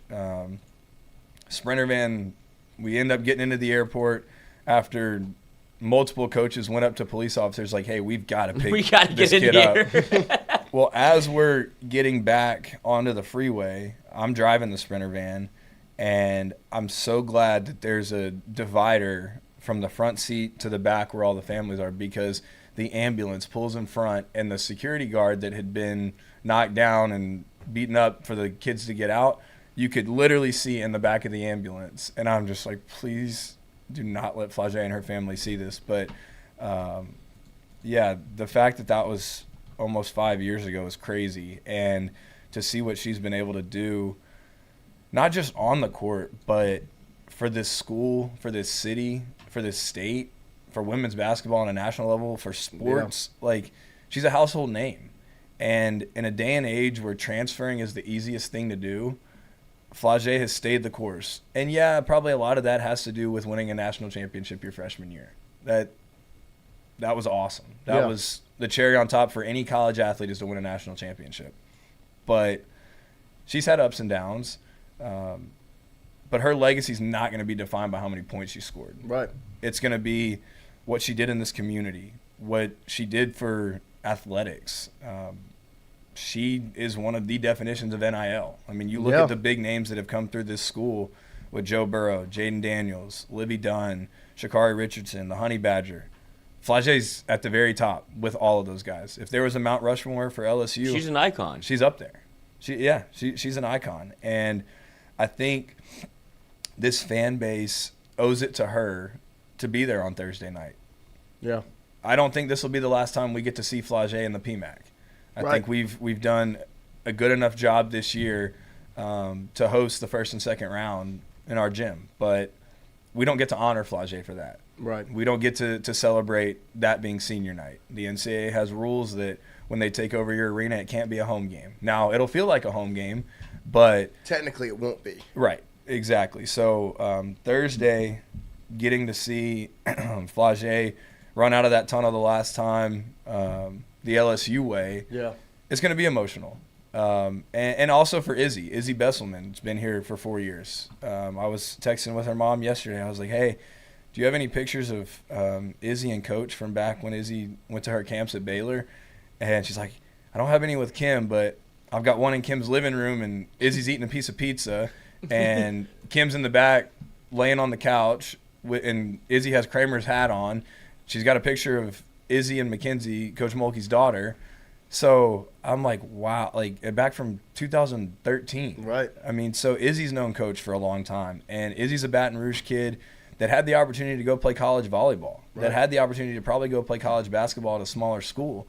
And she's had some health problems this year that were very unfortunate and probably not happy about it. She wishes she could have played in a lot of these games because there's been opportunities for her to play.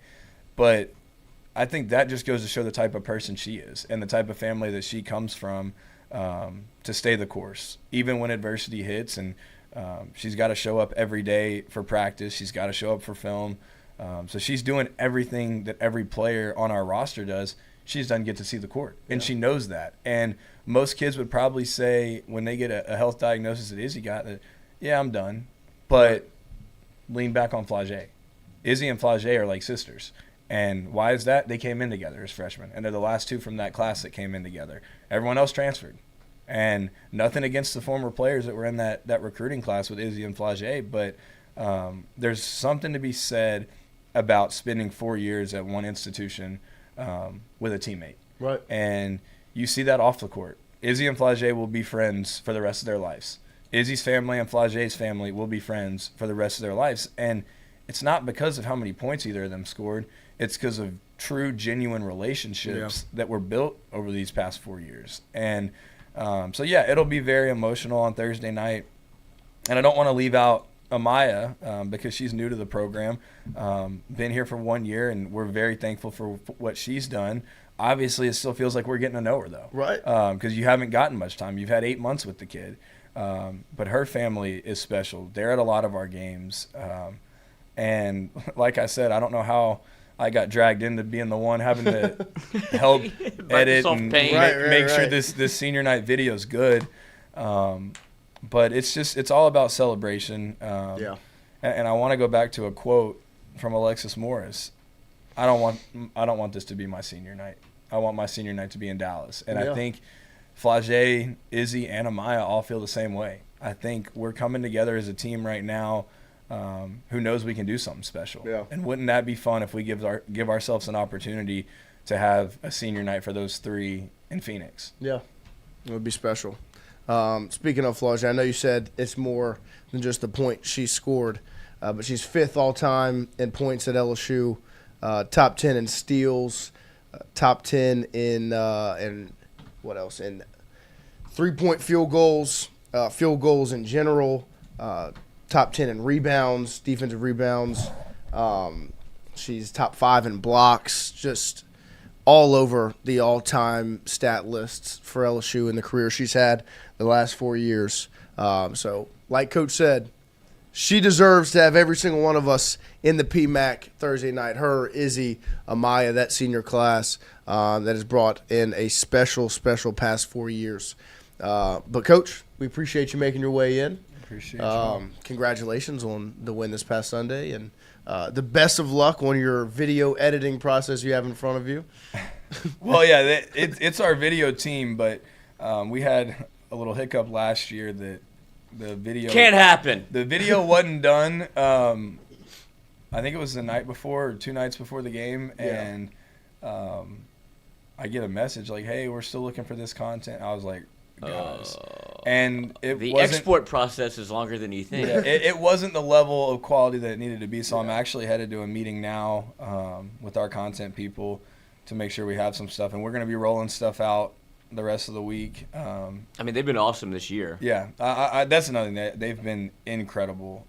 We've got the best content team in college athletics, and I know Cody may not like to hear that out at USC, but that was his choice. But Cody Worsham really helped build this. Yeah, 100%. Back when NIL, and it's gone even further back, the hype videos and stuff with Joe Burrow, but they made a significant investment into content, and that's what this world is now. Yeah. Everyone's on their phones, everyone's on their tablets, everyone's on their computers, and you brought your tablet to the golf course for the Olympics. For the Olympics, it's right for America. Content. It was. It's insane that you could be on it anytime you want. Yeah, they're phenomenal.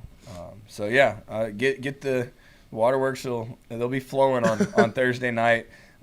Tennessee's a good team though. Yeah, and we got to show up to play, and obviously it's going to be emotional.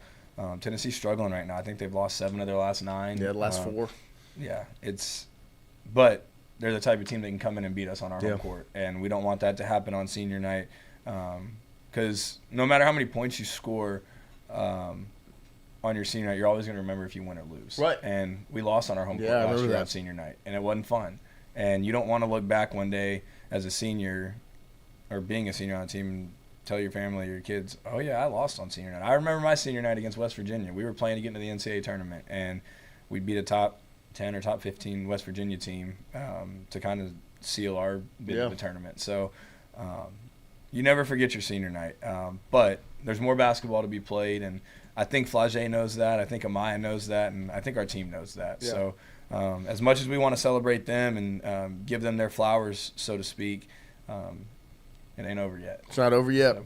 Well, we appreciate you making some time for us, and we'll talk to you again soon. Appreciate it. All right, we'll take a quick break here. Come right back with more Tingle & Co. after this.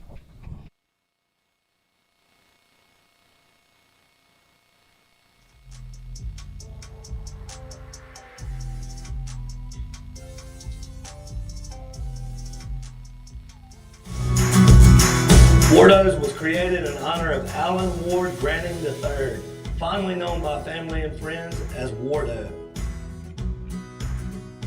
In 2019, the oldest brother of the tribe passed away unexpectedly. His remaining siblings and loved ones wanted to honor his memory in a special way.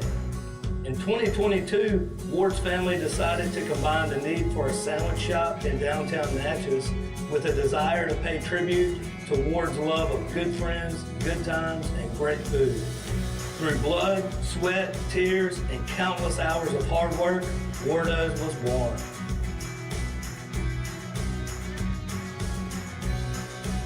So go visit Wardo's today at 309 North Broadway Street in Natchez, where the po' boys are so good, you'll swear you're in Cajun country.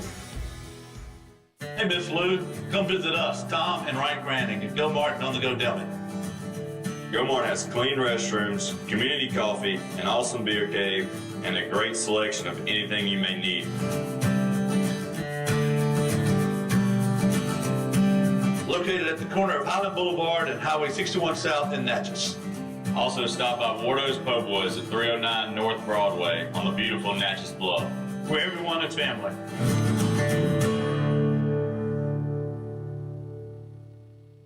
When it comes to your home, the roof over your head matters. At CAS Roofing, we don't just install shingles, we build peace of mind. With years of experience and a commitment to craftsmanship, our team shows up on time, gets the job done right, and treats every project like it's our own home. Whether it's repair, a replacement, or storm damage that caught you off guard, CAS Roofing is ready. We're local, we're dependable, and we stand behind every nail, every shingle, and every promise we make. Because at the end of the day, it's not just about roofing, it's about protecting what matters most. CAS Roofing, built on trust, backed by quality.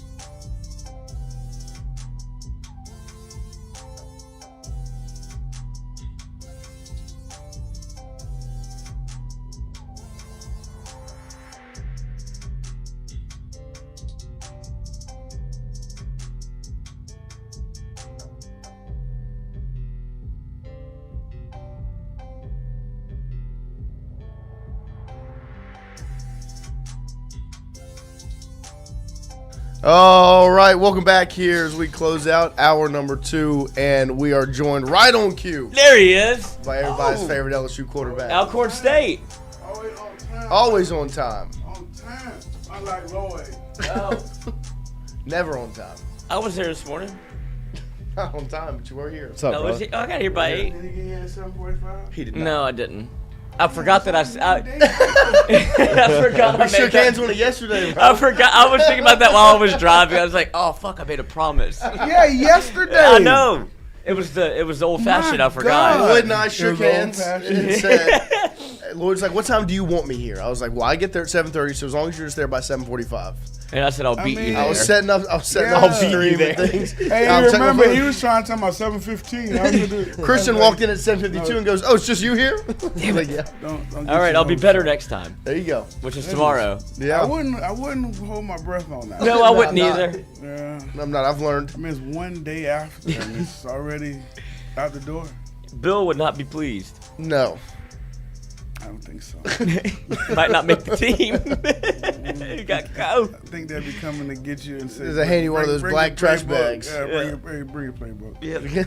Whenever you hear bring your playbook, all right, guys. Yeah. They didn't get me Jason's Deli. Exactly. Got the brown paper bag. Got the lunch, Lunchable. man. Lunch, that's right. Well, Ro, we I'm done. appreciate you making your Homemade way in this morning. sandwiches, man. Of course. And we of course. appreciate the pork chops yesterday. Ooh. They were excellent. That was a good time. It was. You missed that one. I know. I'm mad about it. We already had our thing at the beginning of the show. I eat everything. It's true. Yeah. I mean, that's true. Like he knows. Well, That's crazy. Once I asked it, I was like, Yeah. Because we were telling him what all was on the menu: the pork chops, asparagus, the potatoes, and then Lily had made and he's like, dessert oh, and you'll as have well. dessert. And he was allergic to seafood, so he's like, well, seafood, I eat it. But he was like, man, that sounds like a meal I could have. And the old fashioned after. Yeah, I'm mad I missed the old fashioned Yeah. too. Y'all wanted to go all out because I wasn't there. Yeah. That's crazy. There wasn't a lot of pork chop left. No, which There wasn't. Which There is wasn't. none. You really, Ro put together his to go box and Yeah. everything after we just cleaned up. You cleaned up. Let's be clear. Hey, If there's ever a man that you don't have to worry about him eating what's on his plate, Noah Tingle. Noah Tingle. take care of it. Yeah. I heard you call somebody short on camera. I don't know who you was talking about, but I I was was saying like, whenever we were leaving the Hooters and you were like, oh, which one of the hat? Oh, it's the short one. one. Of the hat. they were shorter than you. Oh, is Boji shorter than me? I don't know. Y'all are probably close to the It's same pretty- height. It's pretty close. Yeah, you saw think You saw Poji you saw and Wyatt. Poji with Saw his you tarps and off. Poji. That was awesome. You should have got in there with us. Let me ask you a question. This is gonna be good. Who came up with the idea? Me. I bet I knew. I turned to Poji. So we got in the elevator. It was a punishment. I turned to Poji. I said, "All right, Poji. In about 15 seconds, I'm gonna look at you and I'm gonna say, tarps off, and we have to take our shirts off." That's exactly what y'all look like. Y'all need on tarps. You're right. That's crazy. I agree. I thought it was good content though. It was good content. It was It's the hilarious. funniest. It's the funniest shit I've seen. Did they show you their reaction to it? Because they're just watching the game. We actually had our shirts off for like 30 seconds, and no one noticed. And then you see I Lloyd. saw it, yeah. Lloyd just goes, "Oh no way!" Yeah, I told him it's like watching something and you look and then you see Michael Myers. Yeah, exactly. He did a double take. He Yeah, was, of he was course laughing. they did. I'd have did a double take too. Yeah. People all around this building probably did a double take if they saw y'all in there. Well, nobody was in there that It day. was Y'all on had Sunday, y'all- so we were Yeah. lucky. Oh, thank God. They would have reported y'all. They reported y'all, and then it looked like y'all was butt naked. 'Cause you can't It did. I did see that. Yeah, I didn't notice that because we were in the elevator. It did look bad from like the Yeah, cameras. y'all look like, and then knowing your history with you and yourself, Yeah. with you being in the elevator with Poge. I mean, we still don't know about him. So both of y'all in there together, it's fucked up. It looked Looking worse. like It y'all did was look naked. bad. It did. And then Yeah, Poji with it the did. whiteboard not too long after. And I mean, look, let's be honest. Poji looks like he's probably on somebody's, could be a pedophile list. Yeah, FC J.E.'s place. Yeah, Jay's place. Poji looks suspect. He does like a referee, but he looks suspect He's an as umpire. well. He's a good Yeah, umpire. he's an umpire. But No, we've got quite the I mean, collection that would of be- talent here at Tingle. I mean- I love him. Yes, but Poji would take a check. Yes, Yeah. that's what I'm saying. If I gotta do it, I gotta do it. That's right. I mean, I saw him licking the grease board, Licking the whiteboard. the Yeah. whiteboard. He started moving the board up Yeah. too, which was crazy. That's It what was I'm the challenge. Hey, he failed the challenge, so it was like, okay, since you got your scores wrong, you have to lick the wrong answers off the board. How long did y'all sit in there with your shirts off? Not long. We had Once to they do it for realized the- they were on camera, they popped them back on. we had to do it for the inning, and I think it was a pretty Yeah, quick yeah. inning. So probably maybe like Yeah, 5. you got lucky. Oh, that's how long they was in timeout for? Yeah, and yeah. Schmidt came out A and whole dealed. inning? Uh-huh. Yeah. Oh, I should've Look, here's been you longer. watching it.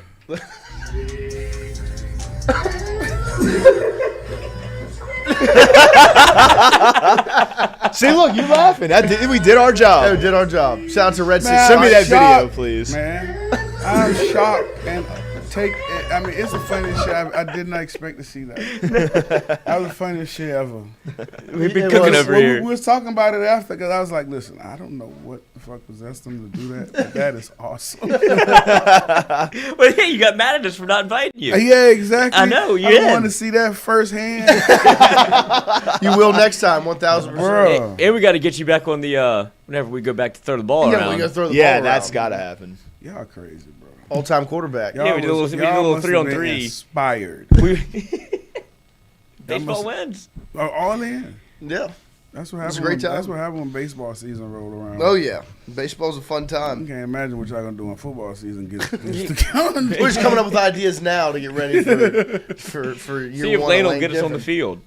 I don't think that'd be a problem.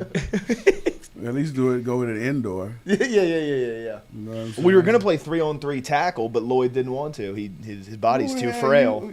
Who you was gonna catch? What you mean? I'm a tackle. wait. I'm an athlete now. Yeah, okay. I was gonna tackle. I could tackle Lloyd. You have to You You catch put us Lloyd. one-on-one Oklahoma drill. Lloyd's You'll going never down. touch him. Yeah, that Dog. Oklahoma I drill. don't I've see you bending and going in no I'm direction. but far more straight athletic than you forward. think. I can promise you that. I got elite That must ankle. be the case because I don't think you're very athletic. That's fine. Looking. That's fine. looking. I haven't seen you move. That's fine. Exactly. You ain't seen me move. Watch me do Right. a 10-cone shuffle drill or whatever. Whatever. 3-cone 10 shuttle? The 10-yard shuttle drill. A what? Yeah, Not the 10-cone. He wants to do the combine drill. Yeah, we need to go. Yeah. We need to do a little Tingle and Co. We should do a combine. Tingle and Co. Let's do combine. it. Yeah, Yes. it'd be awesome. Let's do it. And you run it. Bench press? Absolutely. Yeah, you can do all the tests. Absolutely. We're gonna put you through it. Yeah. Yeah. Do it. We need a bench press. We'd have some interesting combine scores. What is your position? What are you going to the combine Tight as? end? Long snapper. Oh. There's no such thing. Okay, I'll go as a They center. don't I'll bring go no- as a they don't center. bring no Okay. damn I'll go long as a center. I'll snappers. tell you why. One, I'm a little shorter. I'm on the shorter side for an offensive line, but I'm very cerebral. Okay, I think I could understand how to call out the protections a little bit better, than other offensive linemen. I'm a very smart guy. You're a quarterback, right? You're Yeah. center. Shotgun only. Nice, yeah. Not getting under center. Yeah. You're not doing me That's any what favors. Not doing me any I was trying to help you you. out, yeah. I appreciate it. Wes gonna need that Tom But- Brady towel. Can we throw tough in there? Are you tough? Oh, I'm tough as shit. There you go. Okay. I will listen to me. Listen, I will fight and die, Ro. Nobody's touching you. It wasn't. And look, you talk about, you know what you listen. That's fine. If I die, I die. There you go. But you know what? You know what you always talk about? What's more important than edge pressure? Interior pressure. Yeah, And I'm not letting that in. There you go. My quarterback will have a pocket to step up into. That's all I can ask. There you go. Number 99. I can't. Can't be It's not 99 an as a offensive center, line but- number. 79. There you go. 79. 69. Listen, No. okay, I'm so Grateful. There you go. I'll put you up against McNeese State. Let's see how that goes. Yeah, we're just I put him up against Clemson. Tingle 11 and a half combine. point favorites I LSU know. is. 11.5 point favorites LSU over Clemson. Oh, I love it. Do you think that's more of a credit to LSU or a discredit to Clemson? I think it's both. Yeah. I think it's because they suck. And then I think it's because of all the talent that they brought in Right. and what Lane has done through the transfer portal. And I mean, the talent that he's assembled is top 10 talent. So I think it's a credit to that. Definitely who he's brought in, the coaches that he's retained, especially what they got coming back on defense. Right. What's the expectations there as compared to Clemson? You know what I'm saying? So I think that's why the needle has spun that much. But that's a damn big spread for a first game. Yeah, 11.5. Well, Especially for it to be there in February. Well, and think about where they're playing though. With the first game of the Lane Kiffin era, where LSU was already like you're coming back from the dead. If it was a Brian Kelly-led team coming out of the tunnel for that Saturday, it would be, here we go again. There's hope.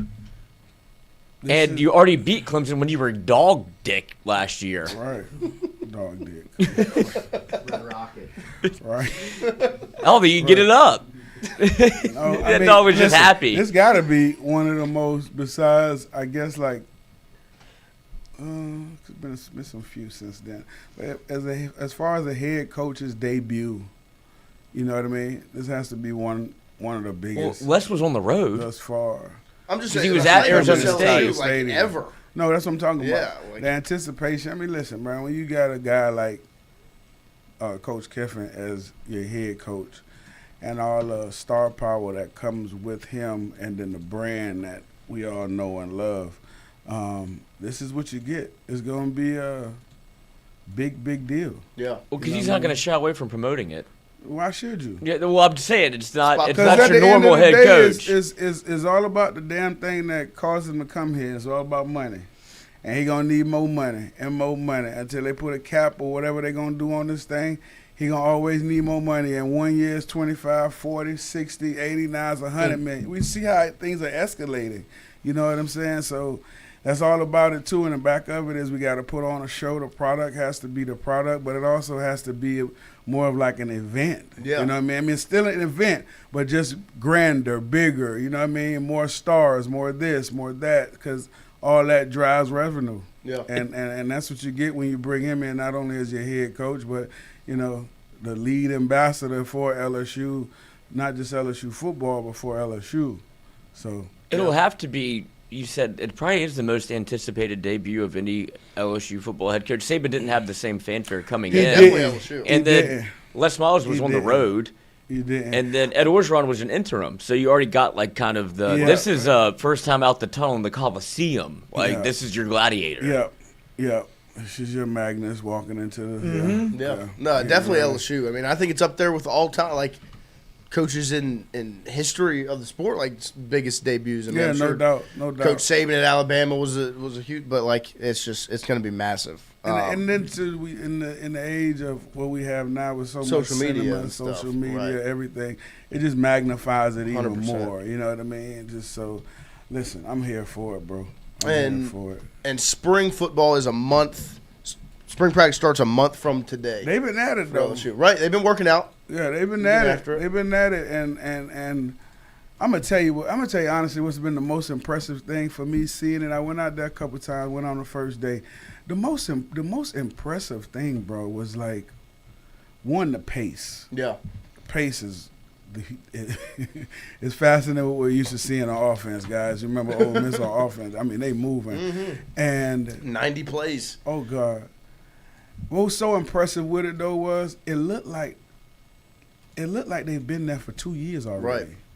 You know what I'm saying? How efficient everything was running. Right. Even how they were moving, how centering the ball, moving the ball, snapping the ball, tossing the ball, putting it down, getting it going, signaling, making the calls. Like it was running so efficient already. And getting a chance to sit back and watch Lane basically just oversee everything. That was impressive as well because I've always thought that he was a very handsy guy just because of how much it seems like on offensively and how much he seems like he's involved with social media involved. But he really, man, is a guy that lets his coaches do their thing. And, of course, he's more his thing is actually the wide receivers. You know, that's his baby. Like Coach Saban had the defensive back. His baby is, you would think that it was the quarterback. Right. But his baby is the wide receivers. And how intentional he was with everything that he was watching them. He's definitely hovered over that group more than any other group. And that took me by surprise. Yeah. You know what I mean? Like a little bit. But just to see how efficient, man, and how locked in and how the intensity of the coaches were. Right. Was phenomenal. Yeah. And it permeated through the guys on the field. It was phenomenal, man. Got a chance to see the quarterbacks throw the football, you know, the new guys, as well as Levitz, you know, in the limited role of what he was doing. But I was impressed, bro. I was not with the quarterback. I was impressed with just how the operation and everything was running. Yeah, not yet. You got to earn that one. Yeah, too early. What about like one of the things, and you're not really going to see it until you get to the season, but one of the concerns with this team, you've brought in all these. It's a brand new roster, brand new everything, right? And the vibe, the meshing of the team, and just you've been in locker rooms, you've been on teams, you know what it looks like when guys are getting along and it is going well. Were you able to see any of that when you saw them out there? Well, the one thing that you can see is, you know, if of course you go out there, you're gonna watch the names, right? You're gonna watch the guys that's supposed to be there, the Eugene Wilsons, the Seatons of the world, the Levitt, all those guys. And the one thing that you did see was the guys that they brought in, they all seem to be workers, right? Yeah. None of them seem to be out there lagging. None of them seem to be, taking a play off or just not in tune to what's going on. Right. So when you see the guys that you're paying the big bucks to now being your leaders and your workers of the team, everybody else come along. Right. You know what I mean? You saw some jovial stuff with the wide receivers and DBs. So, all these little sessions that they're having leading up to spring ball, in the spring ball, out of spring ball, all these guys are getting to know each other right now. You know what I mean? This is first time all these guys coming. Everybody been hearing about who's coming and seeing about who's coming. And now you're in the locker room with them, team meeting with them, walking around with them. You find out who you gel with, who you cool with, who you get down with. Right. Who you could go have a beer with, eat with, all that type of stuff. That's what they're finding out right now. And I think from the coaches help with that situation too, because the coaches have guys come over to their homes and their units come over to their homes. And that's how you also build that camaraderie from a coach's side, what they do, especially as it's more important now when you're bringing on 50, 60 new guys to a team every year, So the coaches, and they have those things in place, man, at LSU, welcome little stuff for the guys and get together so they meet each other, families meet each other, guys from, similar places. So they have those things, and that's important. That's important because that's going to help you win. Yeah. That's going to help you win. 100%. And he's obviously Kiffin has been very vocal the last couple of days on social media, with the women's sports, talking about LSU, Ole Miss women's basketball faced off last week. He was active on the Twitter. He went to the game this past Sunday, put a little picture out. What does that mean for the brand of LSU? And you can just see, he called it Olympic Village with baseball and women's basketball and football and just all the talent everywhere. When you see the brand working hand in hand like that. He gets it, man. He gets it. He understands where he's at. He understands. I mean, it's something that he already was doing. It seems like it's something that's just in his fiber of who he is. But now you really get to stunt. You know what I mean? Like, you really get to talk your shit. You really get to pop your collar off. And I mean, one of the things that stood out to me and where the kind of the star power from these other sports, especially women's basketball. I remember one of the spring games a couple of years ago. I believe Burrow and them were there and Angel Reese was there.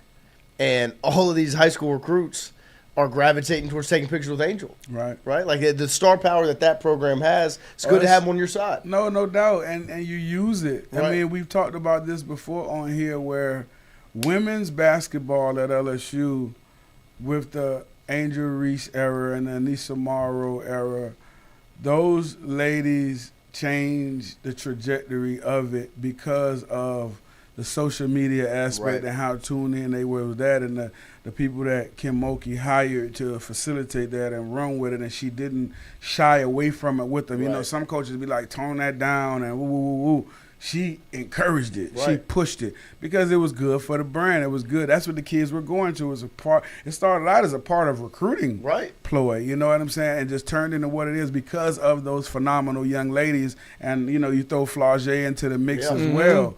You know what I mean? With her being so super, super talented as she is. So I think, bro, now with transitions you have. But see, the thing that drives it also, bro, is the fact that they win. Yeah, it's different if baseball wins. Right. Women's basketball wins. Women's gymnastics win. LSU football wins. You know what I mean? Not last year. They're about to be. Win. Usually. But it's still the brand. Right, even if even though they had that sorry ass season, the brand still is the brand. 100%. You understand what I'm saying? Yeah. So the damage, there's no nick in that armor when it comes to the brand. And so that's why you call it Olympic Village, because you look at the track team, you know what I mean? So it's everywhere you look, bro. Everywhere you look. And it's also a credit to Lane for he's already been to a baseball game. He's already been to a women's basketball game. How many times did you see that last year? No, he wasn't worried about that at all. And that's why I say he gets it. This guy gets it, man. He understands. It doesn't take much. And it's the simple. And he's also letting his fellow coaches know, hey, I'm with you. You know what I'm saying? I'm with you guys, man. I understand what it takes to get to where. No, matter of fact, he don't understand what it has taken yet for y'all to hoist that championship because he hasn't hoisted one. Right. Okay, so he's looking up to them. Look what you've done, Coach Johnson. Oh my God, look what you've done, Coach Mulkey. Oh my God, you know what I'm saying? So it's like I'm here to support you guys in a role. You may look at it as if, I'm the big dog, but y'all the big dogs. You understand what I'm saying? And that's why I like what he's doing with the support, understanding the brand, but also because he's galvanizing at the same time. You're galvanizing the coaches, the university, the community by showing this support and diving in the way you have. That's so opposite of what we just had. Well, and it's to the same point, and from a recruiting standpoint, like I said, the star power with women's basketball, all these, they see Flaugier on the big screen, and the Angel Reese, all that. Baseball, I mean, you got players that want to play both. Right. That want to be football and baseball guys. And now you can have Jay Johnson and Lane Kiffin walk into a recruiting visit. Right. Like, it's just who's going to say no? Nobody. Not me. I wouldn't even dare say no. Right. That's what I'm saying. That's star power crazy. It's the beauty of LSU. Star power crazy, brand crazy. Yeah. You know what I mean? Star power crazy and brand crazy. When you can have those two guys coexisting, and not just coexisting, thriving together in a landscape with college football where kids now are so inept by who they speak to. Right. Who, you know, what's your handle, all that shit. You know what I'm saying? So it's like you got two of the biggest names in their profession walking in your door. Right. You know what I mean? So it's like, could you imagine like Chad Jones when he was coming out, and you got Lane and him walking into your door, and you're a star baseball player and football player. You know what I mean? Oh, and here comes Jared Mitchell too. Right. We're the only two people that have a national championship in both at the same time. Right. But and you've seen Lane already he reached out to Jay Johnson already. We goes, I finally got this roster figured out. Can I come talk to you about like how to do it at LSU? And it's like to have that kind of mindset of I've seen your success. Right. How do you move here? Right. It's pretty incredible. incredible. Do that? Yeah. How do you win 2 and 3 years? Mm-hmm. Yeah. I want that. Yeah. Of course he does, because if you win 2 and 3 years here, it trumps that. Yeah. Quickly. Yeah. It catapults you quickly. Yeah. You know what I mean? No matter what anybody else has done. 2, same coach. Come on, man. Mm-hmm. Never At been LSU, done. Never been done. It'll be over with. Everybody's got one. It'll be over with. It'll be over with, dog. And I'm sure that's the goal. One good coach in my life. I wasn't even sentient enough to remember it. Yeah. I didn't even get him at the peak. He got hot and left. I know. We kissed at prom and he never came back. I know. You ain't get to take it. But now I have his daughter. Yeah. But no, I agree. It's exciting. I mean, just watching the vibe around all of it is exciting. I do want to ask you one on women's basketball. Flaugier Johnson's senior night is this Thursday. Talk about, you've talked a little bit about but you talk about the brand, the star power, all of it. Man, she's the epitome of it. Yeah, she's the ultimate brand maker, ultimate team player, just phenomenal basketball player, person. Man, listen, when you already know how Kim Mulkey feels about her. She will always have a special place in Kim Mulkey's heart. She can't do no wrong in Kim Mulkey's eyes. And when it comes to just what she's done for the brand, for LSU, when you coming out to the games and you hear they playing her song, you know what I mean? Like that's just so dope to me when you hear that. You and shoot around to your own songs, you know what I mean? So LSU has like shown, and it does for these young ladies that wants to aspire to be a basketball player, but other things, that it turns them on to LSU. Right. Because you see a Flaugier doing it, you saw Angel Reese, you saw Anissa Morrow, you see all these young ladies that were doing it, but for Flaugier and for this to be, it seemed like her time went by so fast. I know. You know what I mean? It seemed like she was just here winning the Natty early, and now she's having seen that, which I'm going to be in attendance. I'm going to that. It says a lot, man, and I know it's going to be an emotional time for her and her family. But I just, from the bottom of my heart, I thank her for coming here. I thank Georgia for not recruiting her. Yep. Because they didn't recruit her. She wanted to go to Georgia, from what I heard, but they didn't recruit her. So I thank Georgia for dropping the ball there, and I thank her for staying here and coming and staying and doing everything that she's done, man. She's catapulted that basketball team, that women's basketball team, to a whole another level. Yeah. Like I said, with the addition of those two ladies that are gone now, but she's been phenomenal for us. Absolutely. I mean, one of the greatest to ever put it on for them. Yeah, for us. Absolutely. We went through it. We had Coach Joe Schwartz here, one of the assistant coaches earlier, and I went through. I mean, she's top 10 in about every category in LSU history. Yeah, she's phenomenal, bro. Behind, I mean, look at that. phenomenal, bro. And a heck of and you know, this year, to her credit, she's had to step into a little bit different position, right? Because of the talent that they brought in with the freshmen, and also Michaela, coming into her own this year. Jada coming into her own this year, and the addition of Fuwale this year. She's had to be more of like a leadership mentor type this year, so she's seeing some of her, shots taking it back a little bit more. Now she's come on lately, and this is prime time for her though. You know what I mean? Like, we ain't worrying about them freshmen. Now you going in the tournament play, SEC play, and then tournament play. Now it's time for Big Four. Yeah. To do what she do. Take you know over. what I mean? Take over, go out with a bang, shoot every bullet you got in that. Listen, let it fly. Yeah. You know what I mean? So this is her time. This is Michaela's time. This is time for all. It's time to go now. It's time to go for her. No, it's exciting, 100%. But we appreciate you. Look at that making your way graphic. Look at that. What cop. was this? I don't know, dog. The Tennessee game, I think. Look Oh, at the probably. Cop. He's catching hell, boy. Yeah, God. he's trying to protect Ruff. He's trying to protect me, dog. He's catching hell right now, man. Shout out to him. He eat an apple off his head. Yeah. Yeah, I don't think he's. What's he going to do that you couldn't do? Making him look quite small there. That's a hell of a scene, though. Look at the It's back. wild, man. That thing is wild. I ain't gonna lie, I was nervous. Yeah, There's too many people look out who's trying to there. help You you. know what I'm saying? There was too many people out there. You got 4. You got 4 of them. Yeah. And look at the dude in the back. Yeah, He's trying. to the left. They're doing everything they can. Don't Where's let he at? We these gotta get kids him on the touch show. row. Yeah. It's a franchise. That was crazy. That's awesome. That was crazy. They should have had NIL. I've been And then you know what Wyatt's dad. You know what Wyatt's dad was doing. Where's my helmet? Straight up. Lock the door, honey. Yeah. Lock the door. Give him something to eat. He'll be fine. He's like Lee Corso. Put on the headgear. Yeah. That's awesome. Put on the wrong headgear. Not so fast. That's what your mom said. That's what your mom said. All right.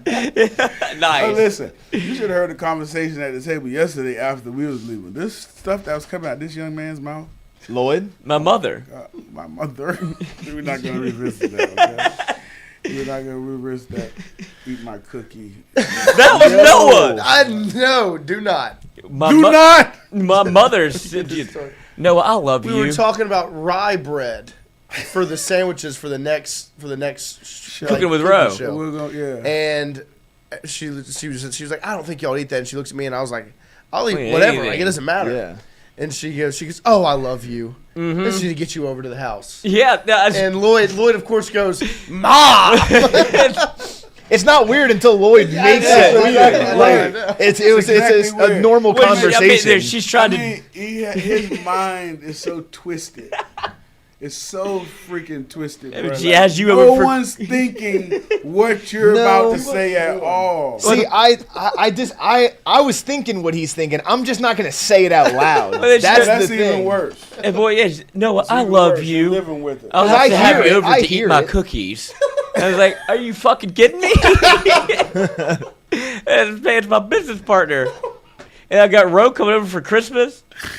Daddy's gone. Daddy's gone. Daddy's gone. Supposed to be the man of the house, goddammit. He's trying to step up to the plate, man. He's trying to step She up don't to the trust plate. me at all. She doesn't. She You're doesn't. She doesn't. Thinks you're a blumbling idiot when it comes That's to true. anything to being a man. I don't want to be the daddy either. I know. So Daddy's gone. He's gone for a long time. Let's That's not right. worry about him. He's gone. We put Trying him to away. raise Tunchi. Tucci. Got my daughter. Oh my God! And then we was talking about him getting lost. No, his brother getting lost at the. At the Blockbuster. Oh, a Blockbuster. Oh, somebody in there. Somebody's in the Blockbuster. He's gonna take me. Should have. Shout out to Sean. Bro, it's crazy because it was like his worst fear. You know what I mean? Like, and it just happened. To put It his manifested hand- I itself. know, exactly. But shout out to Sean. He did say for the social graphic. I saw that. He said, what about Tingle? Where they at? I'm working for you. I was like, thank you, dog. Got Shout you. out Sean. If he is anything, he is passionate. He definitely passionate. He's beat his public fear from Blockbuster by just consuming a large amount of alcohol. Thank God Blockbuster's gone. Thank I know. That's probably his best day. Netflix. Shout out to Netflix. They can't get me through here. They can't. Well, Ro, we appreciate you making your way in this morning. We appreciate you cooking for us every Monday at this point. It's been excellent. We'll make I sure just to had get mashed that. potatoes for dinner. Good. That's all I They're needed. good. They're great mashed potatoes. Little That salt. ricer, It's all about the ricer, dog. game changer. All about the ricer. We appreciate you, Ro. We'll get you back in here soon. Yes, sir. Yes, sir. With this crew we've got.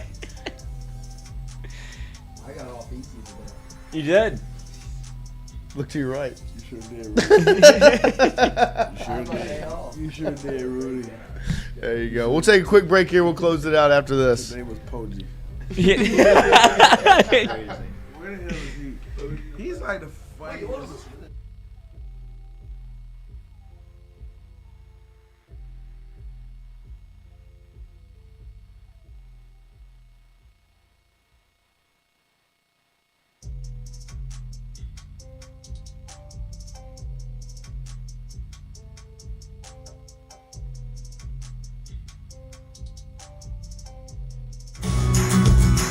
Wardos was created in honor of Alan Ward Granning III, fondly known by family and friends as Wardo. In 2019, the oldest brother of the tribe passed away unexpectedly. His remaining siblings and loved ones wanted to honor his memory in a special way. In 2022, Ward's family decided to combine the need for a sandwich shop in downtown Natchez with a desire to pay tribute to Ward's love of good friends, good times, and great food. Through blood, sweat, tears, and countless hours of hard work, Wardo's was born.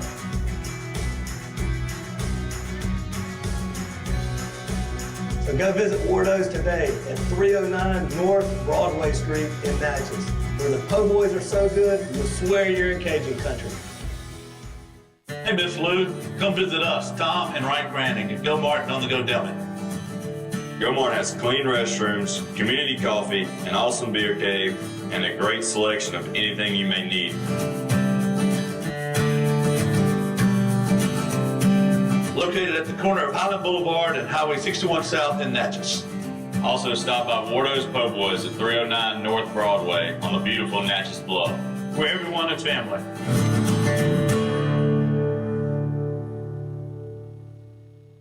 When it comes to your home, the roof over your head matters. At CAS Roofing, we don't just install shingles, we build peace of mind. With years of experience and a commitment to craftsmanship, our team shows up on time, gets the job done right, and treats every project like it's our own home. Whether it's repair, a replacement, or storm damage that caught you off guard, CAS Roofing is ready. We're local, we're dependable, and we stand behind every nail, every shingle, and every promise we make. Because at the end of the day, it's not just about roofing, it's about protecting what matters most. CAS Roofing. Wardo's was created in honor of Alan Ward Granning III, fondly known by family and friends as Wardo. In 2019, the oldest brother of the tribe passed away unexpectedly. His remaining siblings and loved ones wanted to honor his memory in a special way.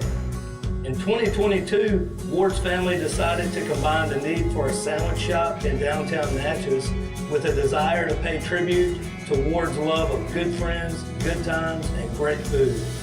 Through blood, sweat, tears, and countless hours of hard work, Wardo's was born.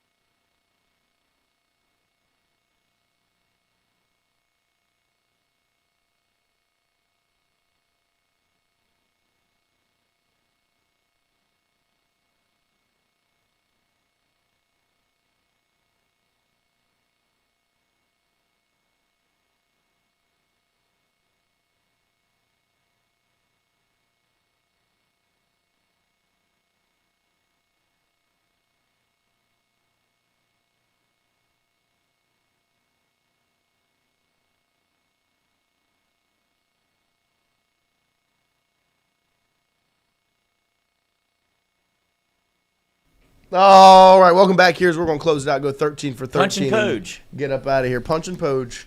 Oh, poor Poge. We're gonna go. Yeah, that Called was, a pedophile today. that was What's he quite the here? quote. He did get called a pedophile. No, thing is, he's not a pedophile. He would be hunted by a pedophile. Right. Yeah. Which is a compliment. Which is a compliment. They would take you too. That's not what I heard. The thing is, he paused before he Yeah, said yeah, it, yeah. He and then thought we were about it. all like, "Where's he going with this?" I knew exactly where he was going. Coach is on the list. Yeah, Holy but crap, man! JL's place. Yep, JE's plays. Cheese Jeffrey pizza. Epstein. We're gonna go 13 for 13 here. Close it out on this Tuesday Jeff's Island. morning. Good show. Good show. Good always, show. It's always nice when Good Roe thing comes Poji's in. not 13. Right? Right. It's always fun when Roe comes He in. could be like in a sting though. Like if they wanted to get a Poge? boy. He He would need to could be shave. like the Chris Hansen. Right, like he'd be Decoy? the one that you Which one of us do you think they're trying to catch? No, not for us, just like Oh, one okay. of the listees. More Poge. What? What? What? Shout out P Dub. Shout out P-Dub. Shout out Glimmer. Carl Dunn. Bada Bing Sabrion. Poor Poge did have a tough Watch gambling party. day And gambling for day. the board. Yeah, he did. He He did. had to lick it. Well, I will say I respect Poge because Poge actually goes out on a limb here, and I try Right. to do the same thing because that makes it Okay, fun. well, he You're a doesn't- loser. Okay, you well- you do like the most basic stuff so that you try not to lose. I've That's never, how you should do it. Poge, No. Poge was being an idiot. He was betting a big inning every single inning. It's like, Poge, your That's work. fun. That's content. Trying to will it into existence. Sure, but like we don't want to see Poge get punished every single time. Well, I actually so pick do a want to good see inning. Poge get punished Well- every single time. It's actually quite funny. and then you would. I don't even know if what you did was All zeros. all was a zeros is crazy- insane. Yeah, you might have done. You might have. Yeah, you're It's playing, funny that it's you're playing content. Haram No, ball. I I'm cheering against Derek Curiel with the bases loaded. Like that was awesome. It'd be nice if you struck out here. Yeah, he can't hit lefties. No, but you're We're good. going at Lloyd for being conservative, but you went. Zeros. It's not about being That's not conservative. conservative. That's actually aggressive. That's what I'm saying. That all it's- zeros is aggressive. Yeah. To say nothing, He literally. predicted a conservative inning, is what I'm saying. But I but also it's an put 0 aggressive- strikeouts and 0 foul balls. This will be Just interesting straight- come SEC just play straight because zeros. you will have a lot of innings like that. Yeah. Well, and he almost had the immaculate. Then he I did almost have the immaculate. Yeah, and then that he was just cool. went the other direction where he had to end up drinking sunflower seed spit. I don't think that was that inning.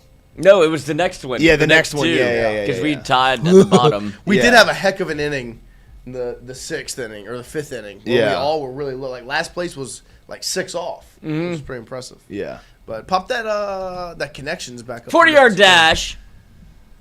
Red Bull. Broad jump. No. Bench combine. 40-yard dash, bench press. What do you mean? 40-yard dash, broad jump. Oh. And then there's bench press, and we need one more. And then interviews, combine. Yeah, it's combine talk. That's unbelievable. We just talked about the combine. Timber, Earthquake, That happens a lot. White Cap, and National. Oh no, Red Bull, not National. White Cap and Timber. Those are MLS teams, I think. Nice. Very good, Wyatt. Soccer. Soccer. Shout out Launch Angle.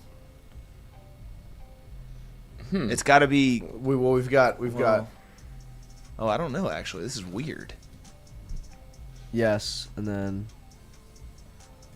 Yep. No. Never mind. I'll Give go. me a second here. It looked like basketball things.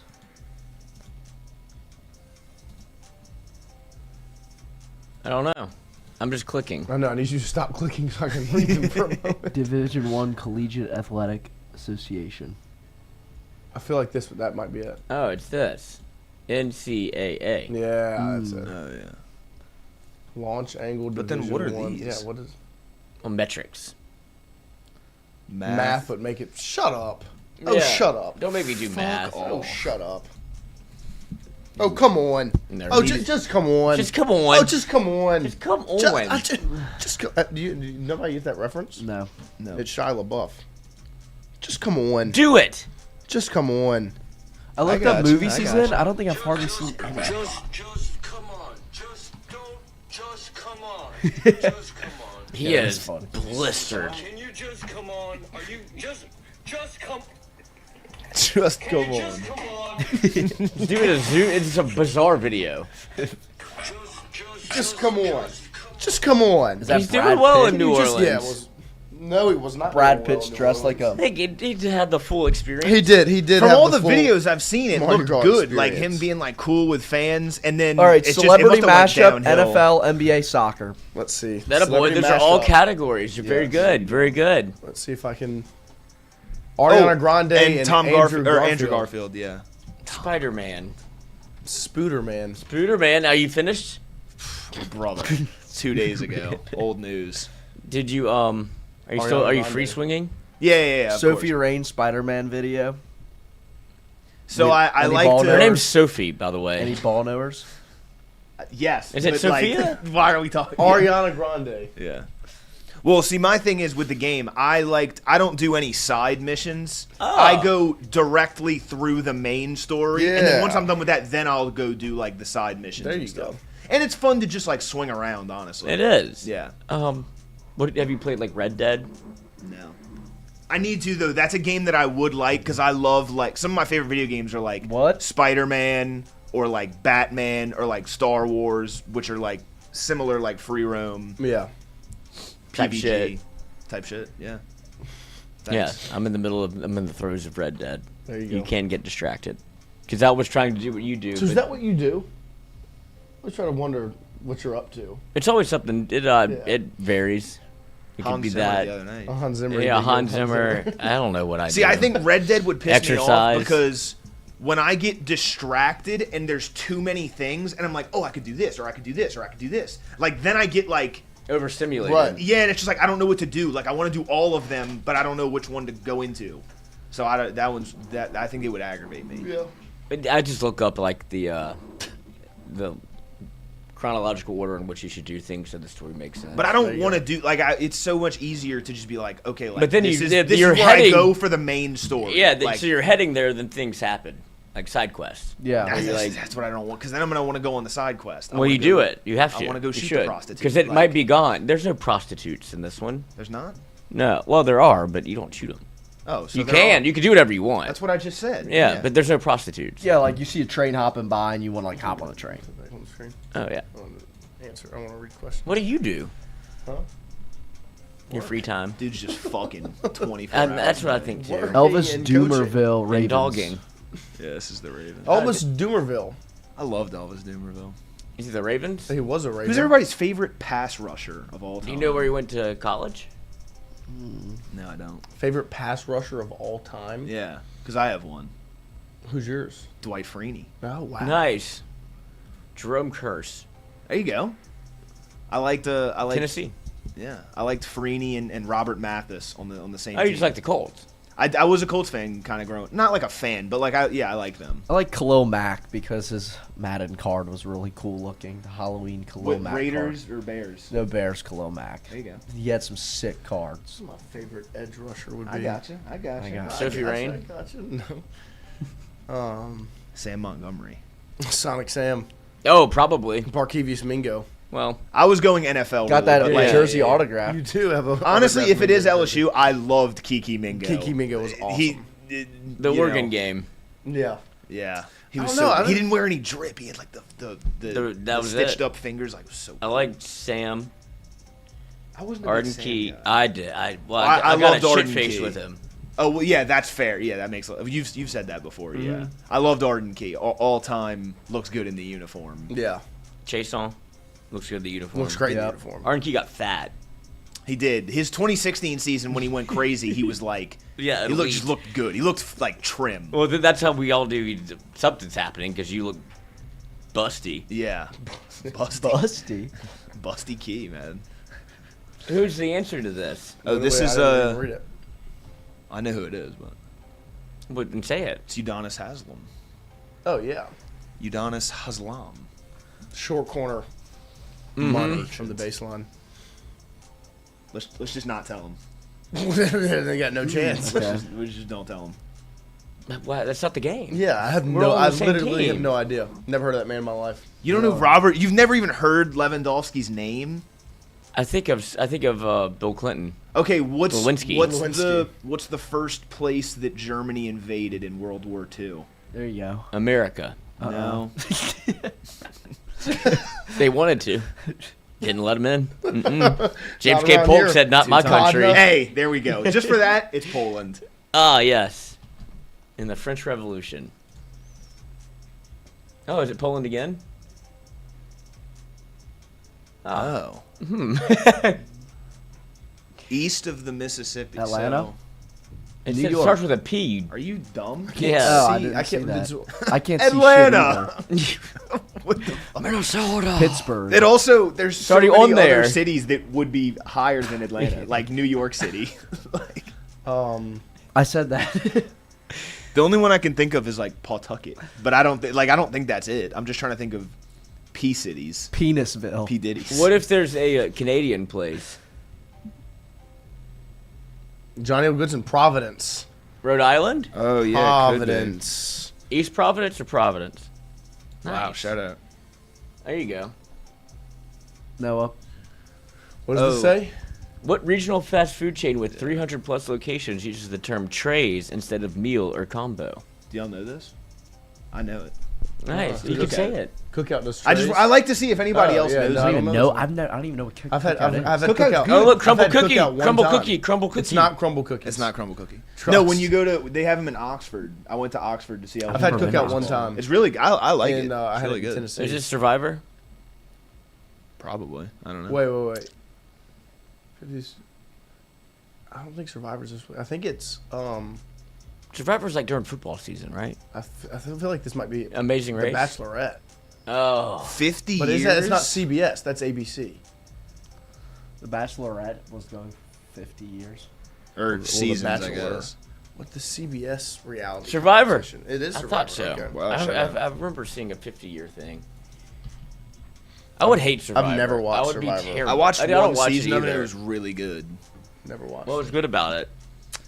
It's just a good show. I watched. It was like I think it was the 30th season where it was all people. It was all people who had already won Survivor in the pool. So like I the know who quarter this quell is. I in know Hunger his face. Games. I don't know his name.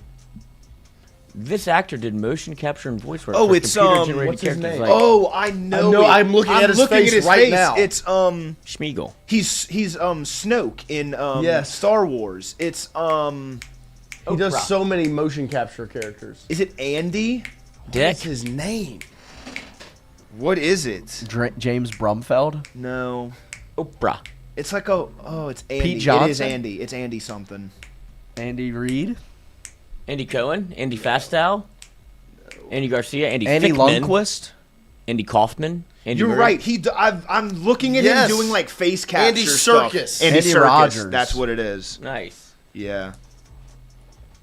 Is this a song? Mm-hmm.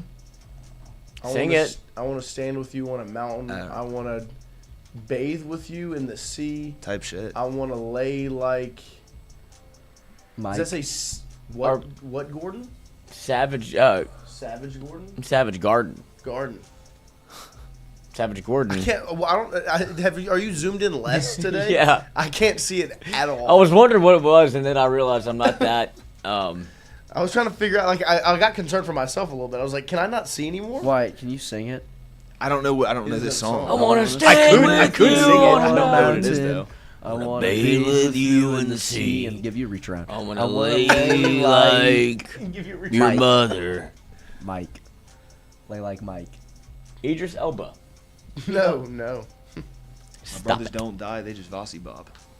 He's in the music video. Truly something deeply. Nice. I don't. It's really madly deeply. How do you guys know this stuff? I I don't don't know. know. Bang. I mean, you know stuff that I don't. I guess know. we did know You know some stuff. of them. Yeah, I guess I knew most of them actually. You know stuff, dude. You know stuff. Thanks, man. Television was the easiest one. What was that one? 86%. Survivor. Wow. Everybody knows Good cookout knowledge. Wow. Yeah. NFL was only half the percentage of soccer. So you NFL guys didn't know that. The NFL one's crazy to me because What? who doesn't know Elvis Dumervil Well, played but- for the Ravens? Ravens. I assume a lot of people went Good Broncos. I guess That's what I would think. Louisville. I don't even remember Yeah. Dumerville on the Broncos. See, I think of Dumerville more so, So on as the a Bronco. Broncos. I think of him as a Bronco as well. But I was- know early career it was the yeah, he was Ravens. a Raven. Oh, I only think Ravens, really. He looked good in the uniform. I Short, short little fun guy. He had the mask, didn't he? Those The Ravens really cool teams, mask. those Ravens Yeah. teams, I loved. Really? Yes. You're a big Ravens Ed The Reed? first time I ever gambled was Ah. on the Ravens. It was me and my grandfather. Shout out Paw.